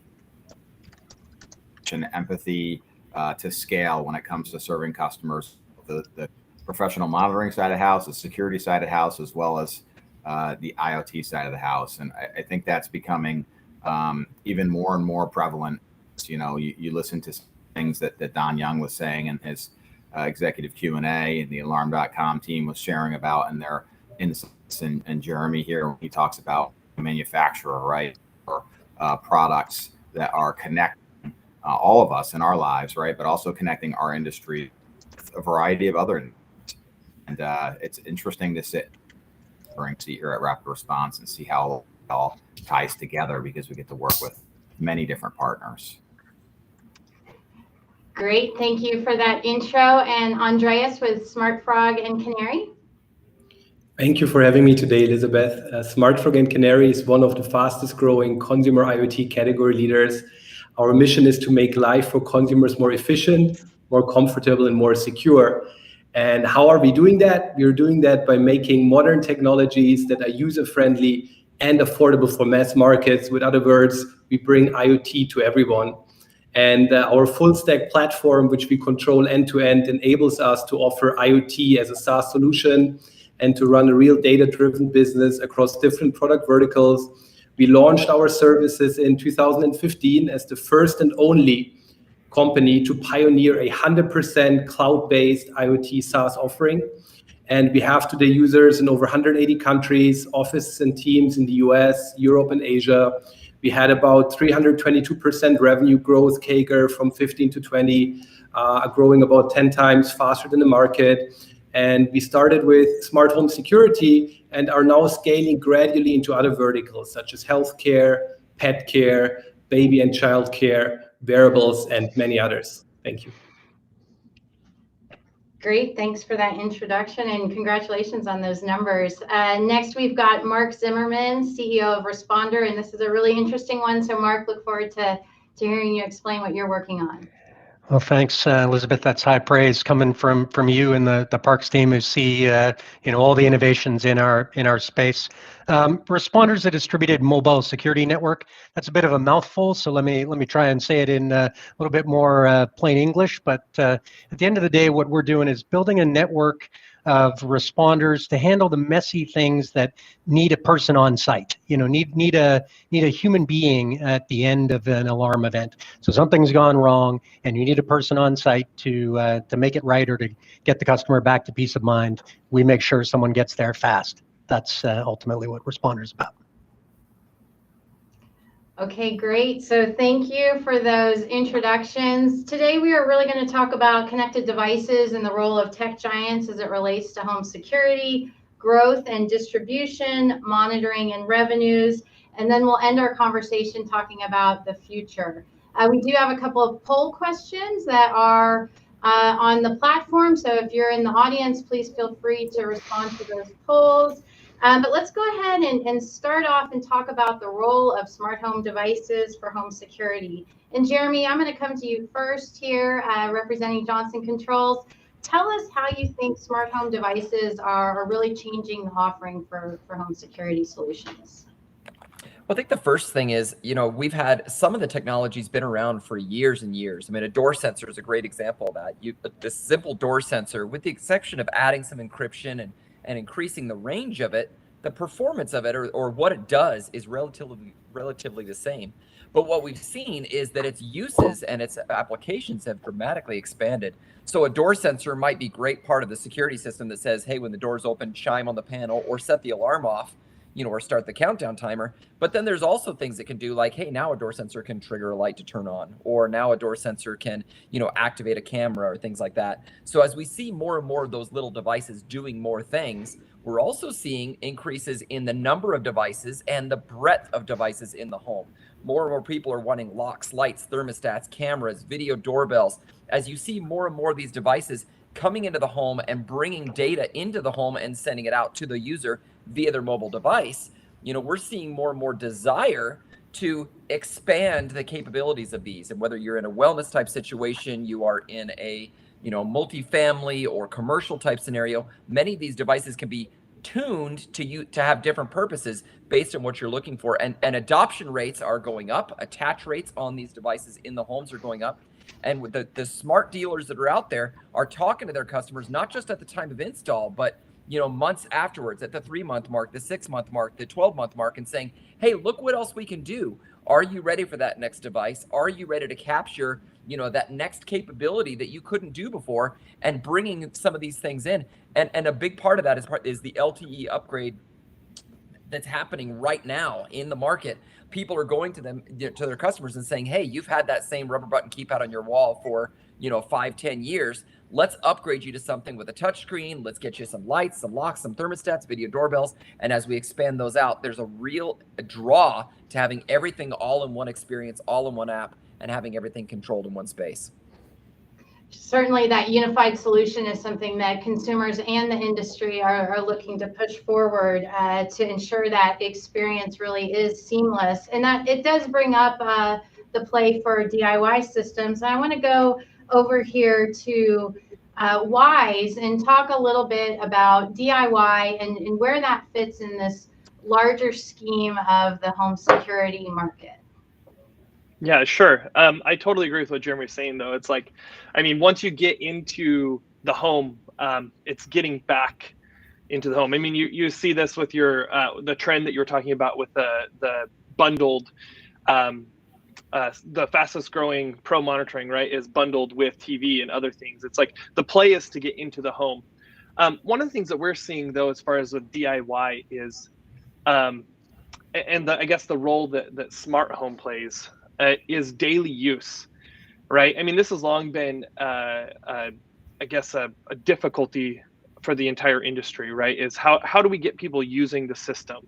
Like was said earlier, right? People, anytime they touch a keypad, right, and they're afraid of setting off an alarm or something, like they just hesitate to use it as often as they really should. And I know that a lot of the big players have a lot of methods in place to increase customer usage. But that is really the role I think that smart home devices play, is interaction with your system every day, making life better every day. And going along with that, I think cameras are key, doorbells as well, right? That's what we saw on the biggest smart home devices that are getting installed right now. People want to self-monitor. Some quick stats from our customer base. We just finished a survey last month, and people said 50% of them bought a camera with the intent to security monitor, which, the other 50%, there's other reasons as well that I could share if anyone was interested. But then we asked them, okay, so that was your intent.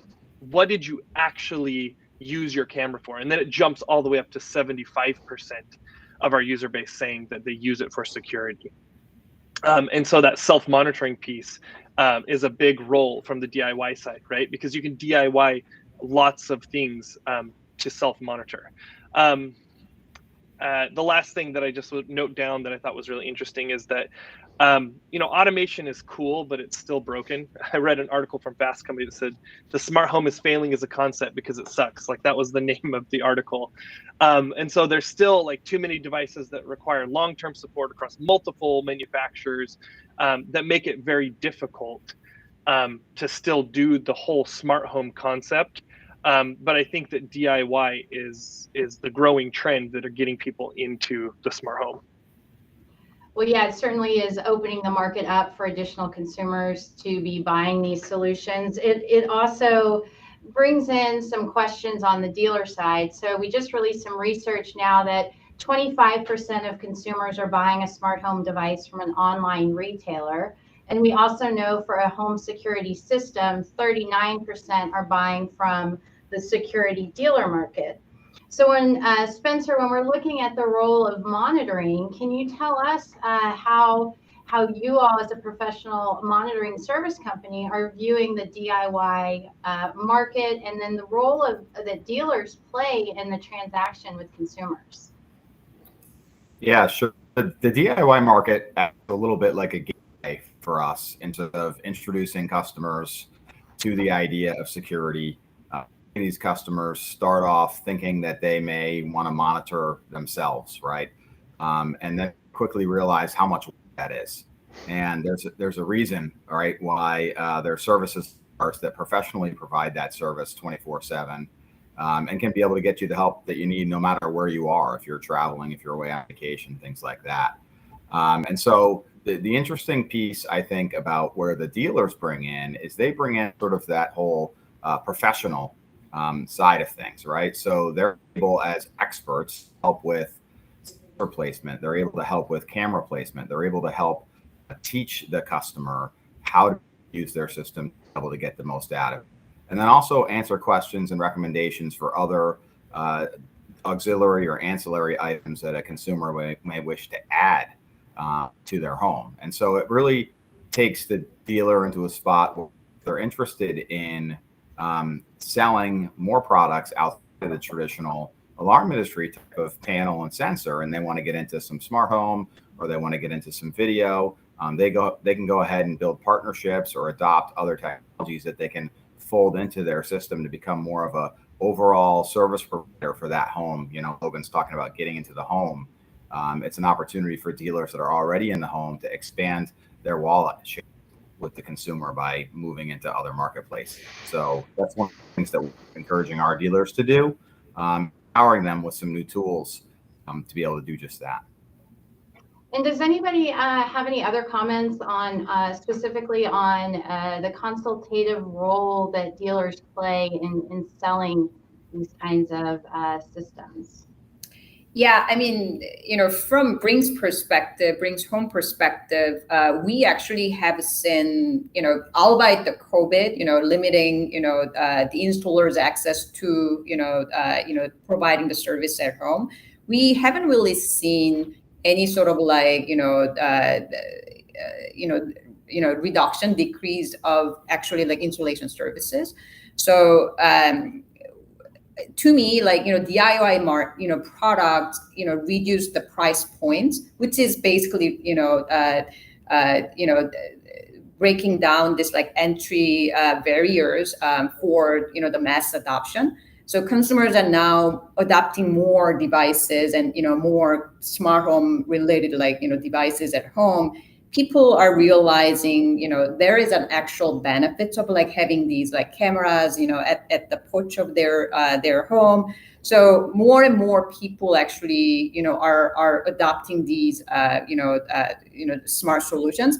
Market is actually becoming larger. So with that, I think market is not homogeneous, right? So there are certain group of customers who prefer to actually install something by themselves, but there are certain customers who intend to actually do it by themselves without knowing much about the smart home products. And when they actually bought and try to install, they realize they actually needed some help. So we see a lot of those use cases, and that's why I think professional installation or professional like tech services, having that option as a peace of mind, backup solution, it's pretty important. And and I think like those markets who actually want from the get-go, I think these are the good options for them, and they are actually willing to pay more for those. And there are a lot of like consumer financing options to basically decrease the pricing gap between professional installation services versus like DIY installation products. So I think providing those like options to the customers with some financial subsidy, I think there are still like a lot of customers who are willing to actually buy these professional installation services from the dealers like us. Min used a word there multiple times that I think is really, really important, and that's choice. That's, giving them the choices, giving them the options. And that's exactly what consumers are looking for. They want the choice to be able to do it. If I want to do it myself, I want the option to say, I love your service, but I want to be able to install it myself because I don't want an installer in your home, or because I think I'm smart enough, or because I want to save some money, whatever that reason is. DIY in many cases is an installation option. And maybe it's a do it with me type solution like Don was talking about, in the last little bit, or maybe it's a professionally installed because I got into it, didn't realize how tough it was going to be, and like Min was saying, call me up and say, please help, I need someone to come do it for me, because I can't do it on my own. It's all about choice, and whether that choice is which devices I put in my home, which services I subscribe to, which installation option I choose. Or even, there was the conversation about, do I want to use voice, or do I want to use the app, or do I want to use the touch screen, or, how do I want to interact with my system? It's all about choice. And if there's one thing we know about the world today, no one is going to make the same choices. And to be able to have that kind of flexibility in the products you choose, the services you choose, and the way you go to market with those is critical. You've got to be able to say, hey, for this customer, we're going to do a DIY with self-monitoring and these 4 devices. With this other customer, this is going to be a pro install with security and life safety and a guard service. It might still be the same technology, it might still be the same services you're offering, but the way that you're going to market with each customer can be and should be flexible. Well, absolutely, and meeting customers where they're at, giving them that ultimate choice. I know Andreas probably has something to say about this on the DIY side, so I want to let him jump in here, and then Mark, we're going to come over to you next, so be ready for that. Yes, Elizabeth. I think we see that the home security market is at an inflection point. Studies show that some sort of home monitoring will be in every household in the next 10 years. And we are in the early market. Consumers' concerns include the complexity to install and use a home security system, the high price, and privacy concerns. And these are causing a chasm as this industry enters the mainstream market. And the solution is a useful, easy to use, affordable, and safe solution enabled by a SaaS subscription. So one of the reasons for the slow adoption is the complex installation and the complex usage of smart home products, according to various studies. And the products were, more product-centric than consumer-centric in the past. And I think the market is getting better now and going in the right direction. We believe that we should not make products for sophisticated engineers, but for average consumers. We have to focus on the features that the average consumer needs and wants. And products should be easy to use, and customers should be able to install them within 5 minutes, ideally. Well, that's a great point, and probably something many of us forget, that we may have. I have over 40 devices in my home. I have 3 children, so we are all connected in my house. And a lot of consumers are actually not like our demographics that we're looking at, since we're all in technology positions. It does speak to the role of the tech giants and their ability to really create some familiarity and awareness around some of these new devices. Obviously, the doorbell is a big one. We've got the security, the networked cameras, we've got Arlo, and of course, Google now back in the mix. So I want to go to Mark here with the next question and ask about how the role of the tech giants has played into the solution that your team is rolling out. Well, broadly, I think having Apple, Google, Amazon, and the like, paying increasing attention to our industry is a positive. It means, as Andreas said, that the market is going mainstream. If it's going to be a big enough opportunity to move and strategic enough to move the needle for companies that whose market cap is measured in the trillions, it means that we're going to have explosive growth in this space. I think they'll drive increased consumer interest through their marketing, through their ability to create unique user experiences, and those are the positives. The negatives are, of course, it means I think that we're all going to have to up our game. Copycat products just won't cut it anymore, nor will the status quo from a customer experience point of view. No dealers on this call, but many dealers, I think, other places, they sort of hang their hats on, we're local and we care. And I don't think that will be enough to differentiate them going forward. They're going to need to up their game substantially to retain their customers, just to sort of tread water and stay the same size. And if they want to keep growing, they're really going to have to raise the bar higher. I think lots of ideas about how to raise that bar, from the people on this panel and from alarm.com and from Don, and certainly in your research, Elizabeth. Well, that's great, and let's stick on that and talk a little bit about meeting the consumer where they're at and how your solution is uniquely positioned. Can you share a little bit more about how you even came up with this idea and what gap that you all are filling? Yeah, so when the consumer has a system installed in her home, at the end of the day, we talked about all these daily usage things, and those are fantastic, and we want consumer to use that system every day. But there's one use case that sort of tops the reason why they put it in is when something untoward happens, we want someone to come quickly and resolve that problem. And increasingly, the police aren't the ideal answer to that question. Depends a little bit on the geography, how poor or how different that response is. But in more and more markets, the police aren't able or willing or prompt to respond. So Responder is a distributed guard network and a bunch of software that gets the right responder to the consumer's home as fast as possible. I'm in Canada. We started here. We rolled out across Canada last year. We're rolling out across the U.S. Currently, and the goal is to get the fastest person to the scene as fast as quick as possible, and to make that whole thing visible to the customer. The other thing that we've all learned during the pandemic, certainly at my house, I can get Thai food to my house in 7 minutes. I can get Uber to my house in 4.5. And all along the route, I'm going to get to see every step of that process. I can watch. If my Uber driver's coming, I can complain. No, you should have gone left. That's that's not the fastest way to my house.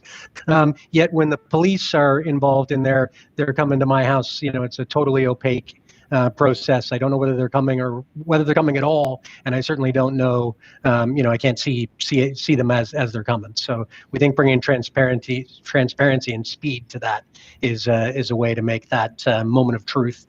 Take it from a potential negative for the dealer and the system into a big win. Yeah, absolutely. And well, that reliability and showing up is a critical component of that if an alert, if something is happening, and then you've signed up to have that monitoring. And so really important. We do have a question from the audience for Spencer. So this is going back to your earlier comments. Somebody from the audience has asked, what about the growth of DIY purchase and install, but with pro monitored capabilities? Does the monitoring company even know if someone had a pro install or DIY implementation, and does that matter? Yeah, sure. So I think for most part, the monitoring company ought to know. If they don't, shame on them. And if you're selling DIY and professionally installed, work with your monitoring company so they know the difference. Not necessarily because you'd like those customers treated differently. Perhaps you want them treated exactly the same. But if you do separate them, it puts you in a position where you have the opportunity to measure those account bases in ways. And as you know, we all know increasing importance of data and being make good business decisions on actionable information is key. And so I would recommend that already do it today. We do it rapid response, and there's a variety of that we can do that inside of dealers' accounts when they're set up to understand what exactly the type of system it is, how it's installed, whether it's a DIY system, whether it's a professionally installed system. And then, of course, you have certain partners, right, that only offer one type of system. You know, we have many dealers that all they do is professional install.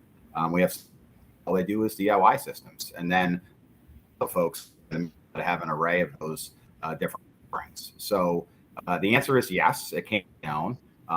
Whether or not where you are today, if you're a customer or a dealer with a monitoring station, you know, I can't answer that for you, but it ought to be. They should have the capability to be able to differentiate that for you so that you manage your customer. To add like Spencer's point, so, you know, even if like whether it was like installed by, you know, by themselves or by professional, you know, technicians, you know, people can, you know, people may want, you know, professional monitoring services. I think, you know, more important thing is maybe those customers are more likely to have more flexibility or, you know, lower price points. So if we can be more flexible, providing them some sort of like, hey, if you want actually professional monitoring services while you are away from your home, whether it's like business, you know, trip or it was on you know, vacation, you can still have an access to those like professional monitoring services when you actually need it. So I think, you know, providing those like flexible options to customers at their taste, I think it's important. Definitely that will require some, you know, business model changes and operational, you know, changes, but that's how we should keep up with, you know, all these like varying and diverse, like, you know, customer needs in the market. Well, I just want to add to that too, because professional monitoring is becoming commoditized. I mean, if you look at like Noonlight, for example, they're creating an API to connect into professional monitoring. We use Noonlight, and we see some of our competitors using Noonlight. And so I think that going on with Min's point is you have to find these value added services. And we even see that in the dealer market that we've been looking into a little bit. Like people are adding service contracts onto DIY. Right, it's like no install. You even said like 25% of them are not having a professional monitoring contract, but they're getting an install. They're getting like warranties. They're getting all of these other services added on. And so I think that's something like really important to think about is like, what are the value adds to security that we can do, because professional monitoring is being commoditized. Well, and professional services, as we all can see, are going to continue to grow, whether the installation is DIY or not. I mean, that is really what we're talking about. But let's zone in on the workforce and who is going to be that professional installer. I know a lot of companies are looking to electricians, the dealer, the CEDIA channel with the high-end entertainment integrators who serve the luxury markets. You know, Google is doing a lot with trying to educate that market on the opportunity that exists with smart home as ancillary to the home theater, home entertainment. There is an issue there, though, Cedia serves the high-end luxury market, the maybe considered the rich of the rich, with systems that cost $100,000 in a 10,000 square foot home. I think the industry is going to have a hard time turning the Cedia integrators into mass market because they have margins there that they look at, not only with the product and the cost there, but also the installation and the services. So I would love to talk more about this as it comes up quite a bit in our research, and maybe I can go. Who would like to go ahead and answer this question? Maybe I'll go with Jeremy on this one. Can you talk to Yeah, the sure. panel? I think it starts right here. I think it starts with manufacturers like Johnson Controls and others who are making this technology. And we have to start looking and saying, how do we make it easier? How do we make it more accessible? How do we give you more choice? If you as a security dealer want to start breaching out into smart home and start looking at some of those things, then we should be able to, create platforms that are flexible enough that allow you to do that. If you want to be able to do on-demand monitoring, we should be able to have a platform that can do something like that and have partners out there that are willing to do that kind of program with you. If you want to be able to have no installer or have a pseudo installer led but also technician led installation process, can we make the technology, can we make our software and our hardware easy enough that anybody can pick it up and start it? And could you open up a box, literally power on a panel and start the programming process? And are we using real language? For years, the technology was, okay, we have to understand and be trained and certified and have to know that, like, press star pound 747 in order to enter programming mode for this one, but it's star 794 for that programming mode. And it gets confusing. Using real language with the ability of touchscreens and mobile applications to use for installation process, we can make that installation process easier. And as we make that installation process easier, it not only decreases technician training time, making the job of hiring, finding, and maintaining technicians easier, but it also opens up the opportunity to say, hey, this is easy enough that an end user could do it. Let's just ship it to them and let them do it. We saw a lot of dealers when COVID first hit say, we're going to do a social distance install, where they would literally configure as much as they could, drop it off on the customer's porch, and then the customer would pick it up.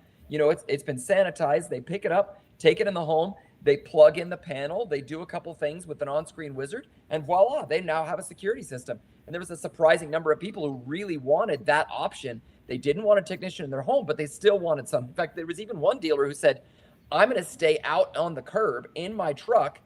Call me on FaceTime if you need anything, and I'll walk you through whatever you need. But otherwise, it should be pretty simple for you. So there's some really cool options out there, but it starts with companies like Johnson Controls and our competitors to say, how can we make that process easier for everyone involved? And does it benefit the manufacturer in the end to continue on strengthening that relationship the dealer is setting up in that initial purchase? When you have consumers going to online retail or to a store to buy something, then they really are on their own. And so the onus is on that industry player with the offer to ensure it works, it's plug and play, and that they don't get a return back to the store. And on that, Elizabeth, if you don't mind interrupting you, I think there's a big responsibility for our dealers out there. And several of you talked about, Mark, you were talking about how I'm local and I care, and that's my differentiation. Well, you know what? The consumer right now is walking into Best Buy. They're looking on Amazon. They're looking at Target. They see all these different solutions, and every single one comes with its own app, comes with its own experience. Each one is different. Sometimes they're using things that work with the Amazon Echoes or with their Apple HomeKit solutions. And there's all these disparate systems, and they're not quite sure what to do. So that's where the professional dealer can come in and say, hey, I can help you. I can figure out what you want. I can put it all together in one package, give it to you in one app. And I think we need to do a better job of telling our consumers what we can do. Too often I see people walk out of the house and say, I got him a great security system and I got him a camera. And now the customer's going down to Best Buy or going online and buying smart light bulbs, and they had no clue that you did lighting as well. They had no idea that you could do a video doorbell, because we need to do a better job marketing what we can do and the breadth of the various offers we can provide. And as we do so, we're going to see adoption rates go up. We're going to see consumer happiness go up, because instead of having those frustrating, okay, I'm leaving the home, I'm going to turn off my cameras, and I'm going to also go in and I'm going to lock my door, and a separate app, I'm going to close my garage, separate app, I'm going to turn off my lights. Instead, it's one button to control all of the house. And when you can get everything all in one ecosystem, then everything really starts working together magically. And then data can come to companies like Brinks, where they can look at it and start doing some artificial intelligence to analyze what exactly is happening in the home, and how can I start being proactive about my monitoring services and my customer service to make sure that I'm providing the very best service possible. And consumers are willing to pay for that. Absolutely. I love the passion, Jeremy. You can just hear it oozing out of your voice. So that's awesome. I love those comments. Andreas or Logan, you have anything you'd like to add? I'll just chime in. No, go ahead, Andreas. Go ahead. I think from our experience, I can just confirm what my colleagues have been saying. Self-monitoring makes security accessible and affordable for everyone, so that it's not only for those who can afford it. It helps to democratize security services. And if it's only a matter of days to get your equipment delivered and a matter of minutes to set it up, then it's really something that's available for everyone, and you can enjoy the service 24/7 from everywhere. And so bottom line, I think video recording is at your fingertip. You do not need to contact a security company anymore. And our customers' peace of mind is a top priority for Canary. And that's why we are taking self-monitoring to the next level by making sure that if for some reason you miss a notification and you're not available to self-review and alert, we can immediately jump in and use video verification to either dismiss a false alarm or initiate a first responder dispatch if a visible emergency is taking place. And this enables our customers to always be in control, but also be sure that if they miss something, we will be there to immediately support them. And by introducing an affordable and easy to use DIY professional monitoring system with video verification included, we are currently, truly disrupting the home security market. And we think that the more of these services we will see in the market, the more mass market compatible these type of products will be, and the higher the adoption rates. Well, that's great, and gets at the heart of the matter here in talking about revenues, right? Monitoring is where those monthly reoccurring revenues come in play, and then those contract agreements. And again, that $1.4 billion is 1 million households with an average monthly service of $40 a month and an average contract of 3 years. But when we see companies come in with a security device solution now with a $9.99 a month price point, I mean, that truly is providing a whole different offering in terms of the pricing and who that can reach. So I'd like to spend a little bit of time talking about the revenues, also looking at self-monitoring and whether that's going to continue to grow, not necessarily in place of professional monitoring, but as a solution that consumers clearly see benefit. And Andreas just spoke to the additional tech that is in there that can help verify what is actually going on. So Mark, I want to move over to you with this question, going back to this on-demand world we live in. And as somebody said it earlier, you can basically get anything you want at your doorstep here in 5 to 7 minutes. And so how are these, the solutions really changing what consumers expect from us as technology providers? Well, I think, the consumer always is demanding more of us. Jeremy mentioned, the 7 apps that I've got, and the customer doesn't want to be her own system integrator, kind of figuring out how to put these things together. At least there's only a very small sliver. I'm part of that sliver. I enjoy tinkering with that stuff. I'm a technologist, but we are not the market. The bulk of the market wants these things to be bundled together in a way that makes it simple, and the definition of simple, the bar for that keeps getting raised, right?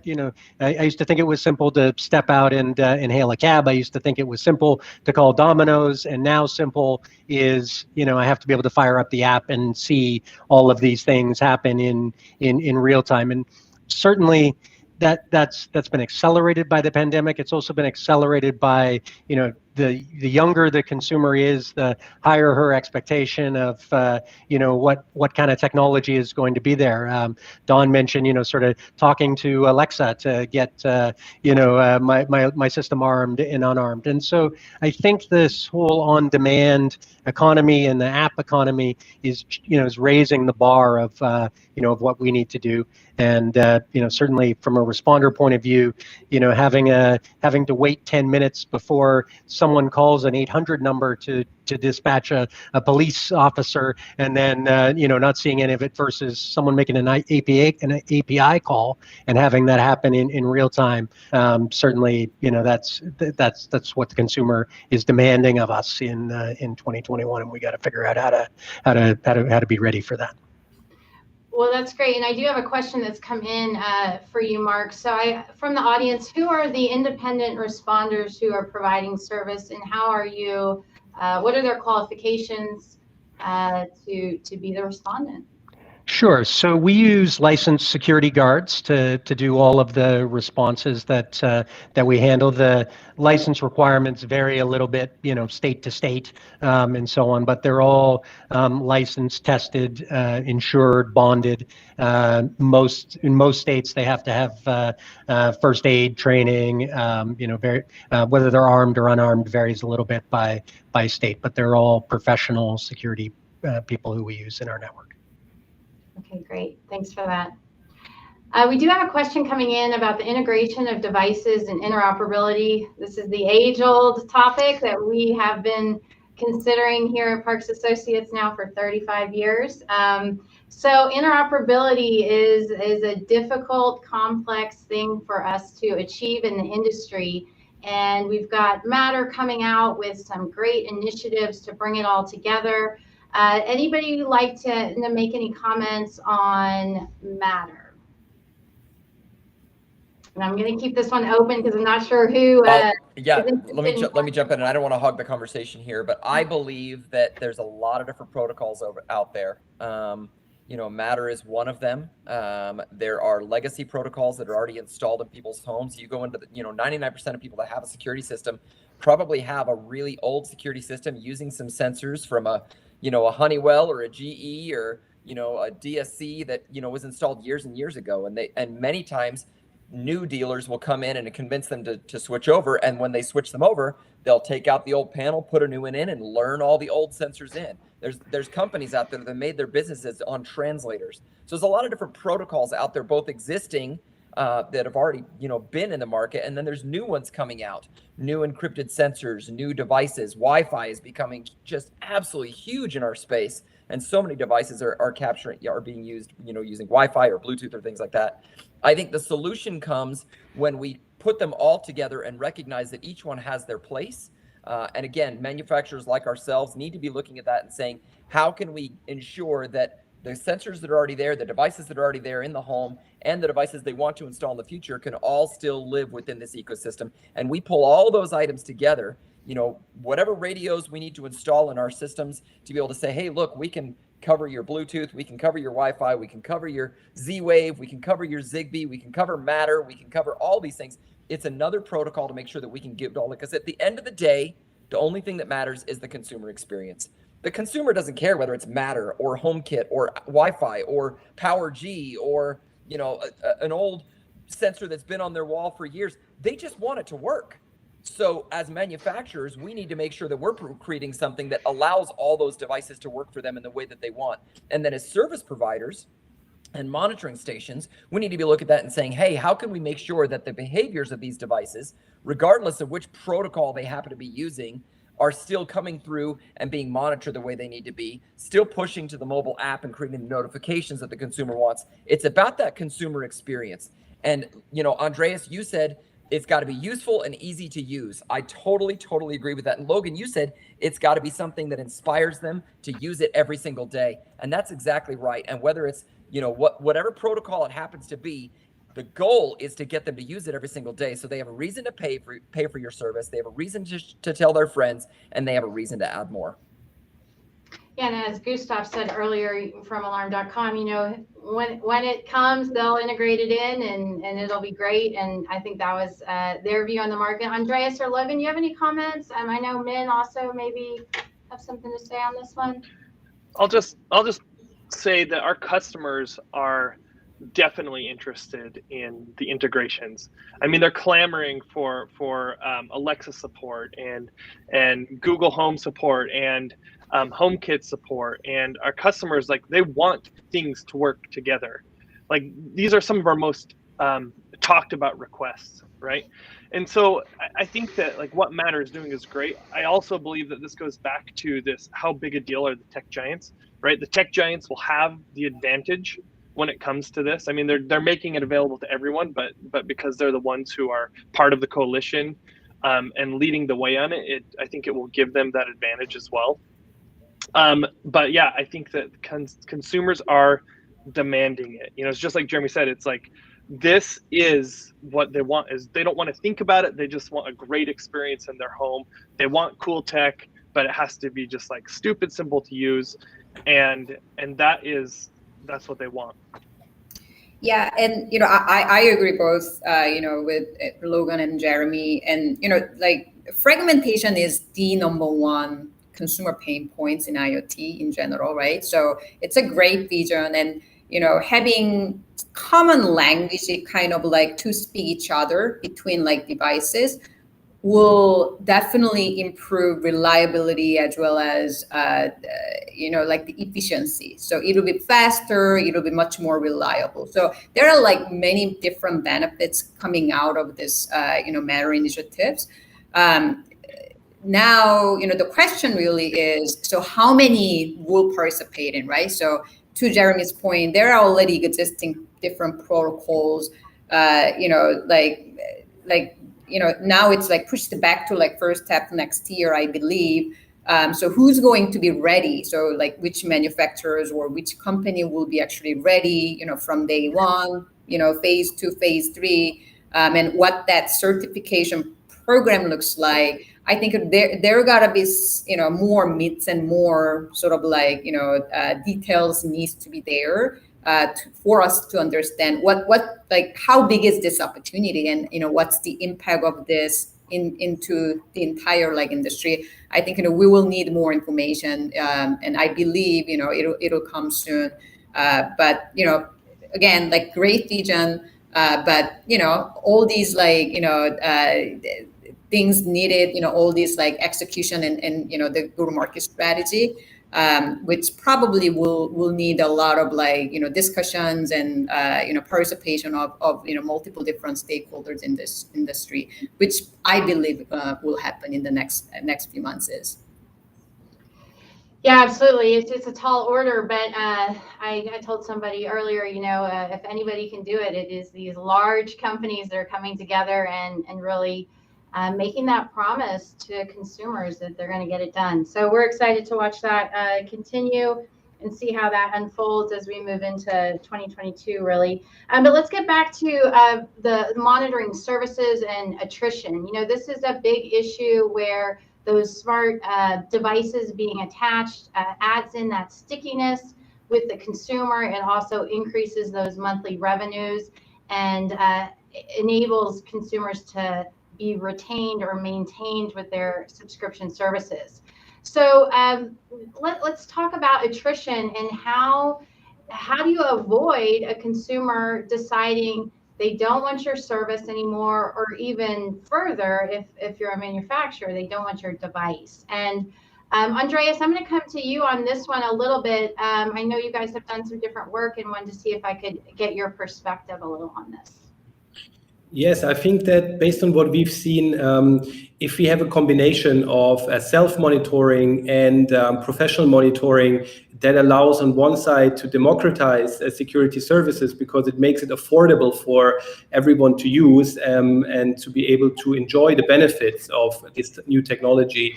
And at the same time, when you are going on vacation or when you are not available to check in real time if something's happening in your home, you can switch on professional monitoring.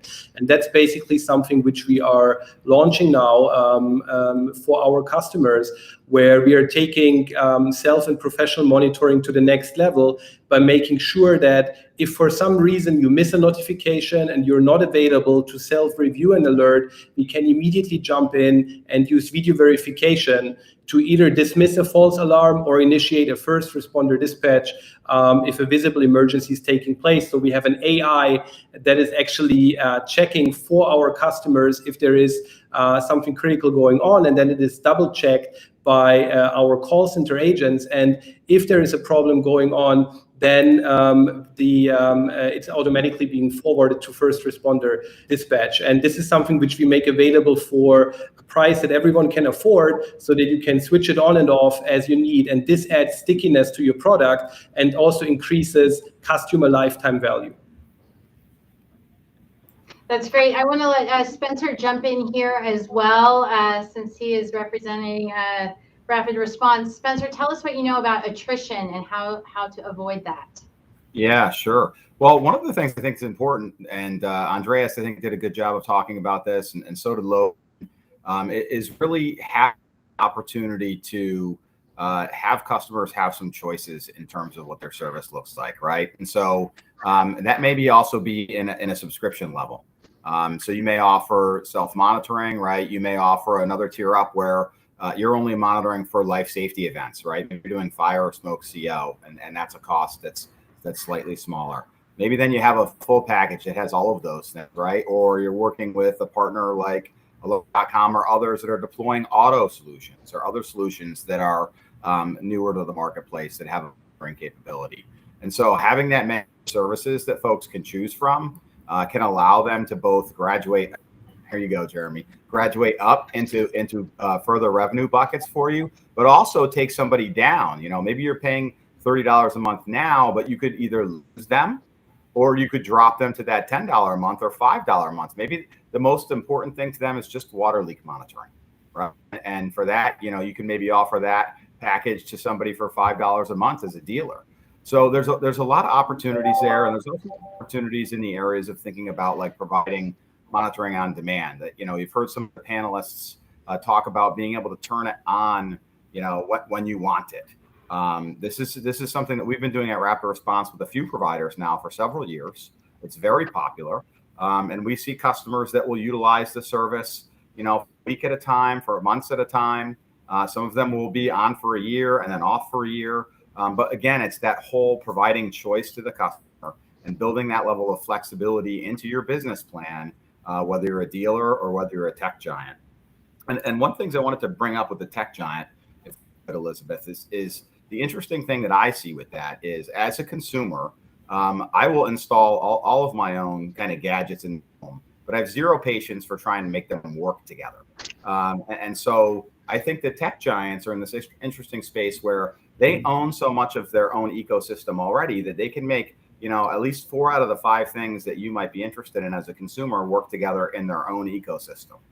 And so I think there's some sort of dissonance between, you know, what's on with Matter and also where these tech giants are and the place that they live. And so I'm interested to see how that plays out, because part of the grab, at least up until this point in time, is join an ecosystem. Well, if you're a Google person, you get all these cool things on your you know, Google phone or your Samsung phone that work really well with the Google stuff you have at home. If you're an Amazon person, you know, and you can go down the list, right, with Apple and all the rest. And so putting them together and then trying, I don't know if that even adds more confusion to the consumer. Wait a second. So now my iPhone can talk to my my Google Home. How's that work, right? So all these things that we've been being taught by these tech giants for the last 15 years now suddenly is going to implode, and we're going to have to build a new reality about the way that we think about these things. I think that could be just as challenging as solving the technological space that we're trying to solve through too with this interoperability challenge. And I believe, you know, machine learning and AI probably will be a good solution for that, right? So things getting more complex, and you know, it gets more data, and you know, I think, you know, there gotta be better solution presented at the right time to the right audiences, you know, with the right offer. So I think, you know, AI machine learning will definitely help us to actually provide that sort of like the right offer, you know, to the right customers. And, you know, like for example, like brings home, we managed, the attrition rate with this like AI-based solution. So we only detect those customers at risk and really provide, the right solutions to them so that we can actually make them happy and really only detect those bad signs. So I think, AI machine learning, the sky is the limit. There are a lot of applications that we can implement, but I think more and more, this like machine-based sort of like intelligence will definitely contribute to, manage our attrition rate. And to Min's point, I think, with regards to data, in a modern smart home security company, I think data drives everything. Data drives video verification. It helps to avoid false alarms. It helps to provide valuable information that matters and overall improves the user experience. So I think going forward, data drives AI, and it will help us to provide personalized services to every customer. So, which ultimately then contributes to a better user experience and also, again, longer customer lifetime and value.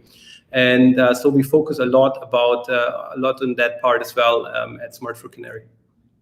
That's precisely why the big tech giants want to be in there, right? They don't just want the data of your door is open, your door is closed, your security system's armed, you're home, you're not home, things like that. But even things like, hey, you had a flood. Again, the more devices you have in there, the more data you have. And that, who knows? I'm sure if I'm Amazon, I'm thinking I want flood sensors in every single home so that I can not only, sell flood sensors and sell the service, but I also want to be able to, pop up on their Amazon feed. Hey, need more towels?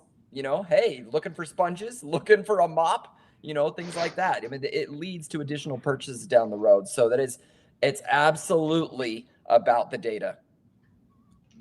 Well, those are all great comments, and it made me think about the other markets that we cover here at Parks Associates with pay TV and OTT services like Netflix and ESPN Go or HBO Max, whatever they're called, and consumer confusion as well as brand awareness, and how in that side of the market there's a lot going on where consumers actually have no idea where to go watch what, when, and on what device. And there's a relearning, but they're really embracing it. And that question of subscription fatigue usually comes up for us on that side of the house or on the home security broadband services side. And we do not see subscription fatigue.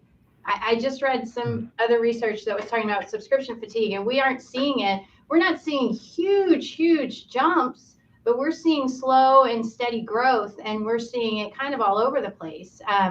The one thing that is dropping are those pay TV subscribers, but they're just rebundling OTT services. So the technology disruptions are truly changing the market, and consumers are going through so much change, as are businesses, which also have the consumers working at them in different capacities. So we truly are in a world of change. We have the smart home and security market being redefined, and I can't tell you how much we appreciate you all joining us today to really talk about the future. And so I want to give each of you a short 30 seconds to just tell me in 3 to 5 years where things are headed. And we're going to go ahead and start with Min, and then we'll go to Mark after that. So Min, give me a very quick overview of the future. Yeah, that's a big question. So really a $1 billion question. So, as I said, at the end of the day, what matters is like how you can deliver simple, seamless user experiences, leveraging all these like technologies, right? So, as a industry sort of like, player here, we got to really be diligent, introducing new features, like new services and, new devices and better way to communicate, with customers among devices. So yeah, that's got to be basically the challenge, right? How quickly we can actually provide that, experiences, to the users. So, a lot of partnership, will be needed because no one person, no one single company can deliver everything that we need, to simplify the experiences with a great selection of the options for the customers. Awesome. Thank you for that, Min. Mark, let's hear from you real quick. Well, to quote someone a lot smarter than me, Jim Barksdale, there's sort of two ways to make money, bundling and unbundling. And I think we're seeing a rebundling of the piece parts that make up the security industry. So the bits that were in the home and then in the cloud and the monitoring, we're sort of taking all of those pieces, recombining them in novel ways, and creating new consumer experiences. And I think the bar for those experiences just keeps getting higher. So I think there's a tremendous opportunity for the people on this call and the folks in the audience as we see this business go from the million homes that Elizabeth mentioned at the start to 2 million and 3 million homes. It's going to be a different set of things that get that next million homes and the third million homes, a different configuration, and I think we've got a tremendous opportunity to reconfigure those things. Awesome, thanks for that. Jeremy, let's hear from you real quick, and then we'll do Spencer, Logan, and Andreas to wrap it up. And thank you again, Min, for joining us today if you have to head out. Thank you, everyone. We see a future where there's a device on everything. Everything that opens and closes has a sensor on it. Every sink, every water heater has a flood sensor on it. There's a touch screen in every single room where you can interact with things, voice control devices in every single room. We see a connected future where all of these devices are installed discreetly and easily, and allows you to be able to do whatever it is you want to do and know everything you want to know about your home, whether you're there or not. And all of these devices work together in a single ecosystem to be able to perform the duties you want to perform. And there's devices that can detect things, and there's devices that can do things. Some devices are going to open and close something, or activate something, or perform something. Others are simply just going to tell you what's happening and the status. That is the future right there. And as those devices become more and more proliferated throughout the home, throughout the business, throughout our cars, throughout our commutes, throughout everything, we're going to see more and more connectivity, and companies are going to make a lot of money connecting all those together and providing that kind of service that the consumer is expecting. And if there's one thing we've talked about today that seems to resonate, it's choice. Consumers want choice. They want the ability to choose how and where that stuff's implemented. And that makes you in a perfect position to consult with them on what are you looking for? I can provide it for you. Awesome, great comments. Okay, I think I'm not sure if I said Andreas or Logan next. So Logan, let's start with you. Okay. So, thinking 2 to 3 years, I really think interoperability will improve, but I don't think it's going to really be there in just the next 2 to 3 years. I think the next 2 to 3 years will be very much camera driven. And I think the reason for that is because cameras are such excellent sources of data capture. And what people are wanting to see is that AI piece. They're wanting to see smarter devices that do more. And, they really need to have things go beyond just like they have to do something with the device. They need them to be smart and to tell them things. So I think in just the next 2 to 3 years, we're really going to see that camera penetration is going to go up. We're going to see way cool AI things happening. And I think that interoperability will begin to grow, but not quite be there. Great comments. Andreas, let's hear from you. I think, the home security market is at an inflection point. We are currently in the early market and we have low penetration, so substantial potential for everyone to grow. And consumer concerns include the complexity to install and use a home security system, the high price, and the privacy concerns. And I'd say that the definition of a job well done is to make modern technologies user-friendly and affordable so that we can really bring IoT to everyone. And this then represents a multi-billion-dollar opportunity for every participant at your event, and also for everyone on this panel. So I'd say this would be the definition of what we need to work on to make IoT really accessible and affordable for everyone. That's great. And Spencer, last but certainly not least. A lot of the folks are. So, Jeremy, future, these devices are where are actually cameras, right, that are telling us things. The affordability that Andreas is recommending that we put forth. But I also see a single one of those devices is not for us to add services.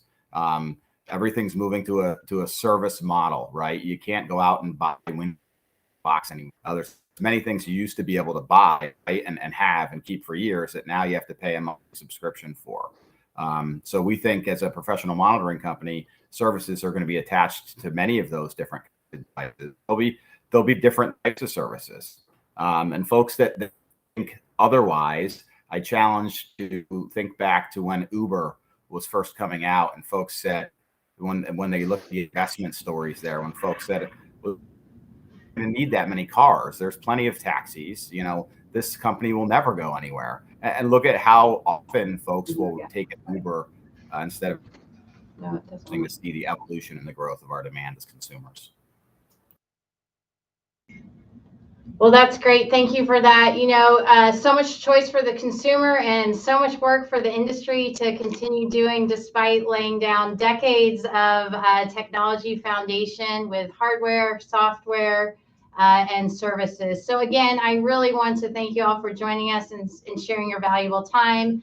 We hope you all will join us for a networking discussion that will continue in the chat. There is a link to join us on Zoom. I also want to highlight some of Parks Associates research. So our business is market research, and we are fully centered in on the consumer at home and understanding technology adoption. We have new products that are tracking adoption over time, leveraging our trending data over decades. So if you're interested in research, for sure, reach out. Also want to highlight some new white papers we've released in partnership with GE Appliances and Cox Communities, focused on connectivity and smart home products. Again, want to mention Jason Paris, our Vice President of Business Development, if you'd like to talk about research. And lastly, we are working towards 2022. We have lots of opportunities to get involved. We will be hosting virtual and in-person event sessions in 2022. So feel free to reach out to me if you're interested in more information. So we will see you soon. And again, thank you so much for being here for our 25th annual Connections Conference.